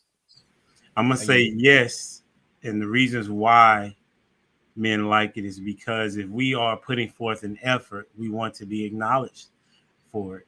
We want to be able to know that what it is that we're doing it well. And we also, I mean, who doesn't want to be appreciated? I mean, men are competitive, right? So if we talk about sports analogies all the time, right? And when we win a championship, there's an affirmation that the work that we put in has been rewarded, right? With what the outcome is, right? But if we are in a situation where we're doing the thing that we see is necessary for our lady, and she doesn't tell us, then that sounds like, even though without words, that we're not doing a good job, right? Like the lady that I'm with now, like she affirms me all the time, acknowledges what it is that I'm doing, you know, and then sometimes in my mind, I'm like, I ain't doing much in the way that I think I should be doing, but she's like, hey, I see what it is. And this is why I rock with you, because I see how you move, right? When other people are around you, don't get you, and then the woman that's in your life don't get you either, like what's the point of even being in that particular position? But when nobody gets you and she does, and then she is affirming you, acknowledging you, appreciating you, that means you know you're doing something well. And every dude wants that, because that's the reason why we play the game, as people have already stated. All right. Anybody else want to chime in? I think it's a simple answer. You know what I'm saying? I think really appreciation should be held on all things, from your man doing the grass or fixing something around the house, or you know what I'm saying, taking out the trash without you having to ask him, and vice versa. You know what I'm saying? If your wife make you dinner and she do the little things right every time, like y'all, I know when y'all see my wife come, I appreciate you. You know what I'm saying? And that should be reciprocated, because like the big things are expected. And unfortunately, the big things that, most people fight over, those kind of, are kind of expected. But it seemed like to me, especially in relationships, it's the little things that add up and end up breaking you apart. You know what I'm saying? So you should definitely appreciate the little things that both of y'all do for each other. Like somebody said in the chat, they like affirmation, so do we. Come on, man. Like, I think that's a simple answer. All right. I do want to take it back real quick to the original question, and let me just get a couple, maybe like 2 or 3 comments about it that you guys wanted to add outside of what was said. But the reason why men pull away from women, does anybody want to add to that? Something that wasn't in that little script. Man, I want a chance since he's logged off. Shan. I mean, in what context are we covering? I guess I don't want to shoot off the hip. I guess dating. Let's keep it there. Why they pull away, and when they dating. I guess that's what most women would probably see on the front end before they can even get to a serious relationship or marriage. Okay, I'll speak to previous girlfriends before I actually met my wife. Like, it was controversy. Like, it's just cranking up crunk battles and arguments and shit out of fucking thin air. Like, I'm just giving you my anecdotal reasons why I backed away from prior girlfriends, right? Like, look, my job is already chaotic enough, right? Why in the fuck I want to come home and still and got to deal with all the extra mouth and all? Like, bro, chill out, bro. Just chill out. No, I got to be turned up. I'm cool. Walk away. Ironically, two of my girlfriends were like that. 2 of them. And it's just like, bro, I'm trying to live a life of peace, and you can't give me that. I gotta go. Yeah, I think if I put it on a base, if we want to take it down to the baseline, it's because he don't see the value in you. You don't present enough value in his life. Whatever it is, you don't bring me enough peace. You don't bring me enough sex. You don't bring me enough food. I mean, whatever it is that I'm needing at that time, that I'm vetting you, right? At that time, if I'm spending time with you and I'm looking to be with you, and I just pull back, it's something you not providing, something at that time. You know what I'm saying? I don't see the value in you. It's simply what it is. I agree on that train of thought, because it's not a guarantee that people will like you for the long term. I'll give you an example. We throw the test drive out there a lot. So let's say hypothetically, let's say you rent a car, right? You've been curious about this car, and you said, you know what, I'm curious about how this is going to handle. I'm curious about the gas mileage. I'm curious about trunk space and what have you. So you rent the car, you take it on a trip, and you experience it. How many times have you brought that car back and said, "Oh, that was all right. I wouldn't buy it." Right? It was okay to rent, but I wouldn't buy it. You know what I mean? So that long-term value, whether or not you really like it, I mean, that could be hit or miss. It's That could be hit or miss. It's 50-50, right? It's 50-50, right? And then you also had the other side of that coin, and I think somebody mentioned it earlier. Sometimes you got the guy who has good old faithful, man. He got that runner. That runner been running. Ain't nothing wrong with it, really. He done paid it off. Only thing about it is just a little bit old. And so every so often, he might go to that car lot and he might test drive something. And then he may decide whether or not, okay, well, would this be worth a brand new car payment? Would this be worth going ahead and trading in good old faithful or managing the two? And oftentimes, you know what? The best decision may be for me to stick with good old faithful. You know what I mean? So there's a couple of things that could take place, but overall, you know, sometimes it's just a test drive. Don't take that too personal. Well, with all due respect, King Rail, let me say, for me personally, I think that's a Jesus Christ. Respectfully, that's a dangerous and misleading message. And I'm gonna tell you why. Because me personally, as a leader of people, right? As a leader of people, maybe Shan can relate to this. I don't know who all on the panel has been a leader of people. Maybe Quest can relate to this. Most of the people that we promote to positions have already been operating in that position before we promote them, right? So for me, I'm in retail. So before I promote somebody to, say, a shift supervisor or an assistant manager, right? They're already operating in that space. Guess what we do as men? Before you're a wife, that's why that whole conditional femininity shit throws me, right? Because as men, we don't have the option to be conditional masculinity. In other words, I'll be masculine for the right woman, but women will say, I'll be feminine for the right man. No. If you present yourself as wifey material, you qualify, you get promoted. Period. And what women also don't understand is you get who you qualify for. All that six pack, what is it, Shan? The triple sixes, six pack, six figures, and I don't know what the third 6 feet tall. 6 feet tall. Whatever the fuck, you know, baby girl. You done busted it out. You know, you got multiple seeds and Hell yeah. yeah, no. You get who you qualify for, and what I'm saying for brethren, right? I think it's just I think it's a dangerous message when we lead them down that path, bro.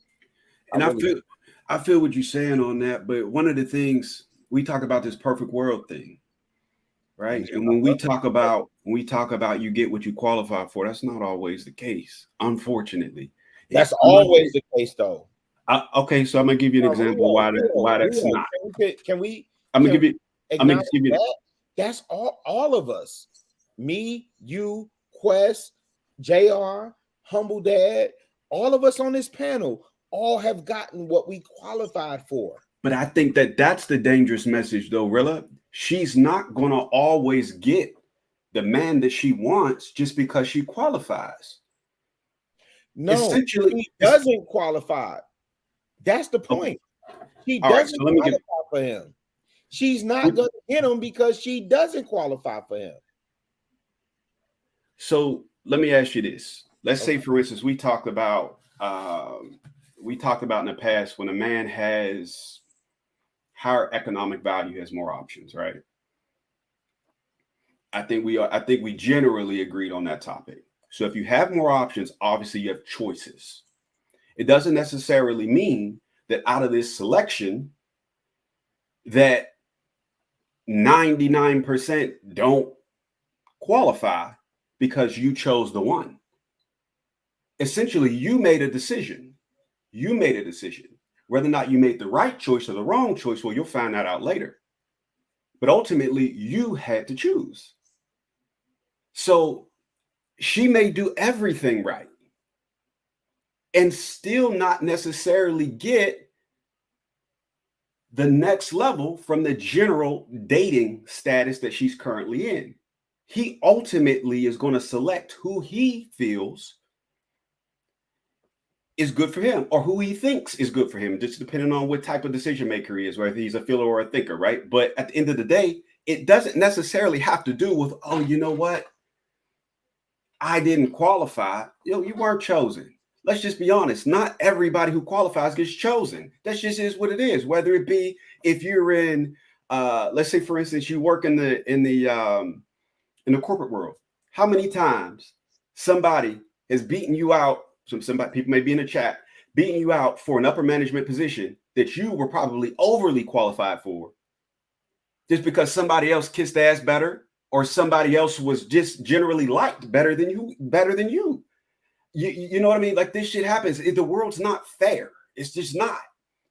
You know what I mean? So whether or not she qualifies really is neither here nor there. It's who does he choose? All right. It's been a great discussion tonight, gentlemen. Let's go ahead and get to these super chats real quick and get up out of here.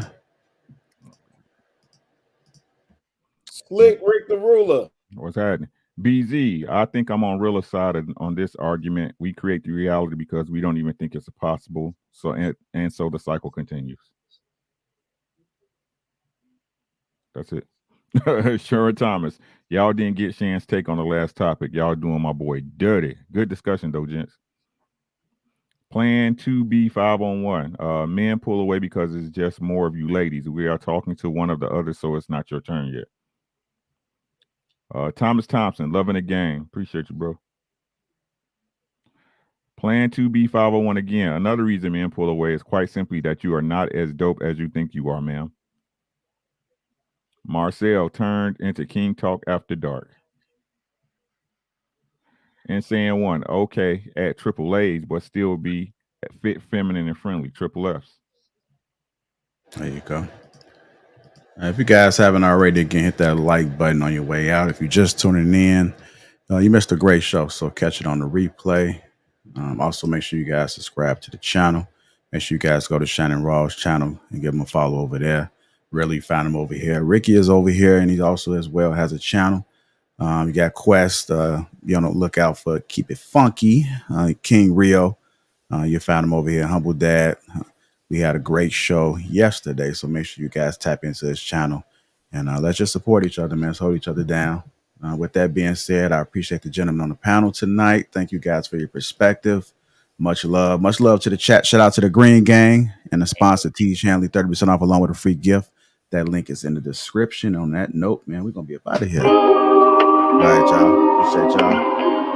Hey, Bobby M. Go become a manager, nigga.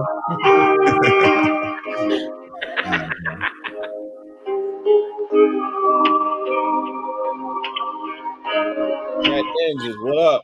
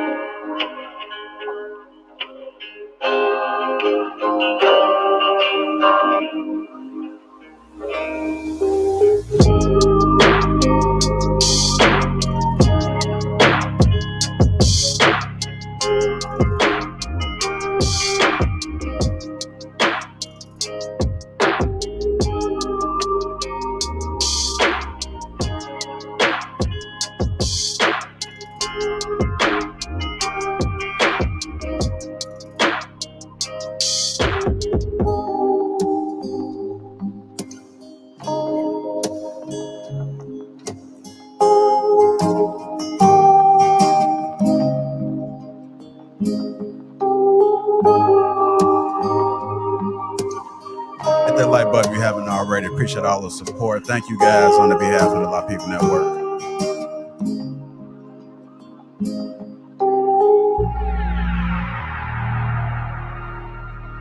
It's the last track. Shout out to the greatest chat ever. I see you guys.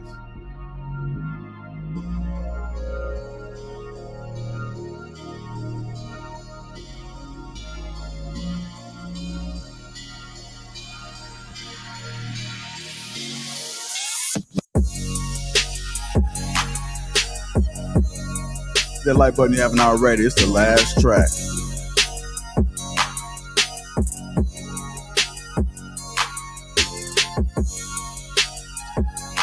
I see you, Sean Gates. Appreciate you, brother.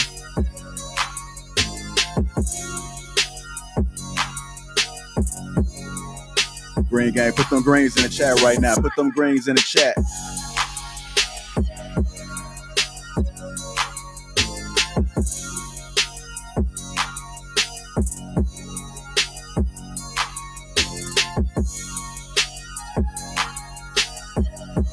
Shout out to all the ladies that watch King Talk. Appreciate you guys. You guys are getting the game. Hopefully you guys are learning something.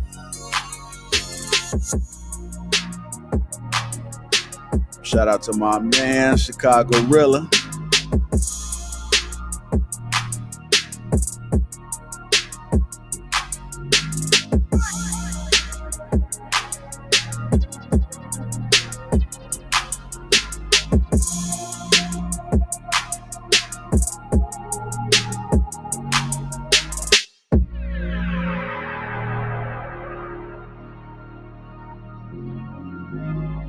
Green Gang, put them emojis in the chat. Go ahead and show out.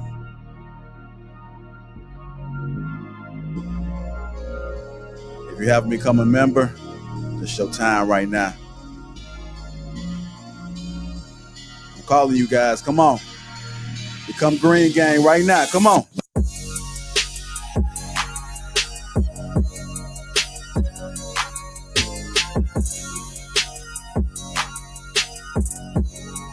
It's the last track.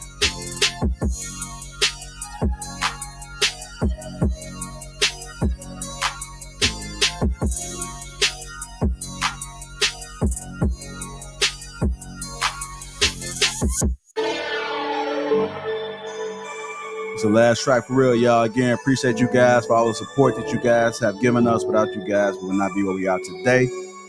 Hit the like button if you haven't already. Also, make sure you guys subscribe. Set the notifications to all. Shout out to the sponsor, Tej Ham. 30% off along with a free gift. Shout out to my Green Gang. Shout out to all the viewers and watchers. All my first responders, truck drivers. Shout out to third shift. We're just getting off second shift. Shout out to you guys as well. It's all love, baby. Love y'all.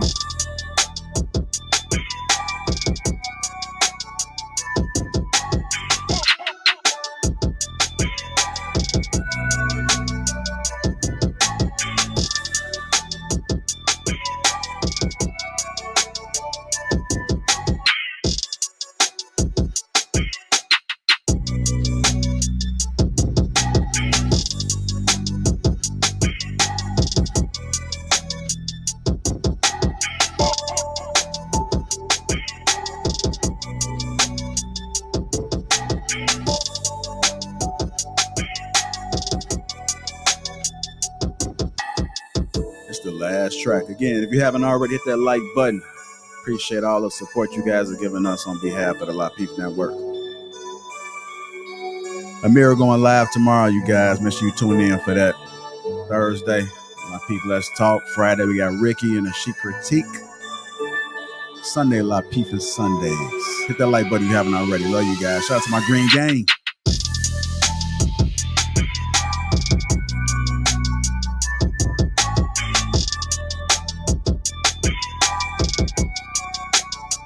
Green gang, put the emojis in the chat, y'all.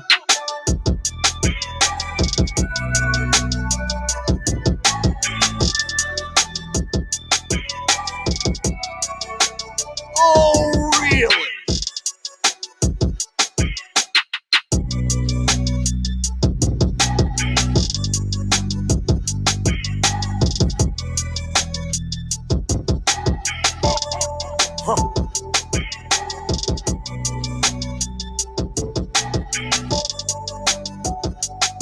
I'm gonna turn up a little bit before we get up out of here, y'all. I'm gonna turn up a little bit. Let's go. Turn up a little bit, y'all. Appreciate you at that like button if you haven't already. It's the last track.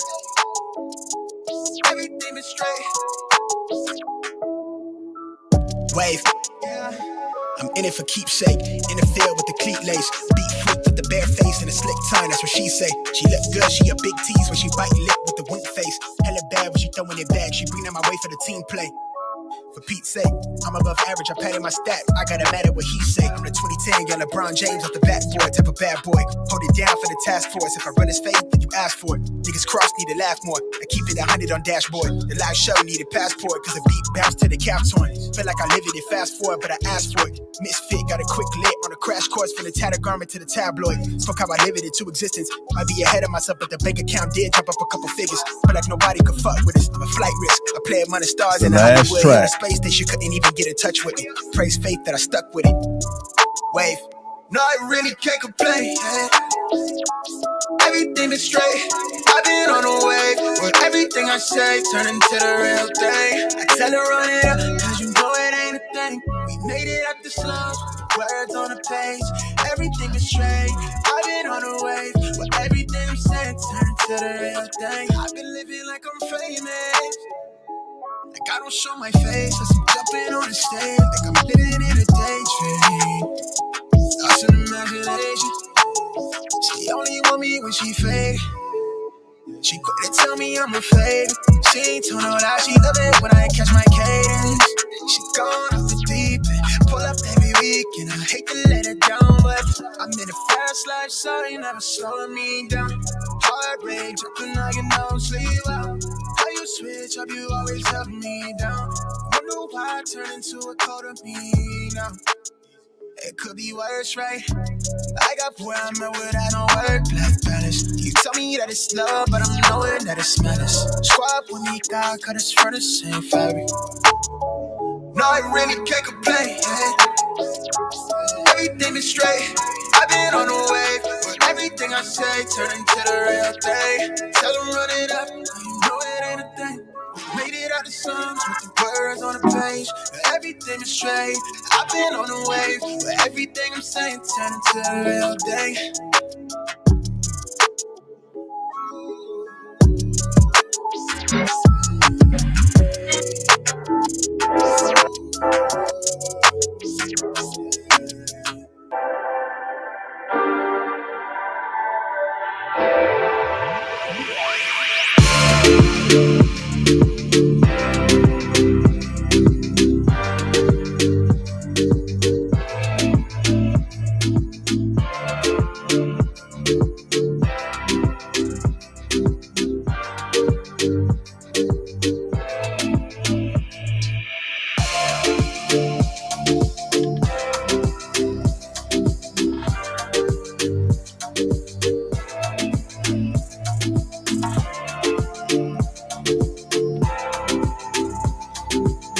That's the last track for real, y'all. Y'all go ahead and rock out.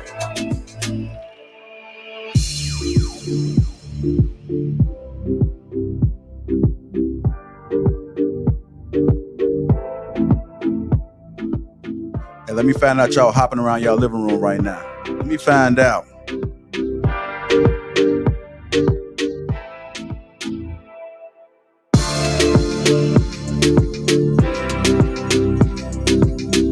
It's the last track.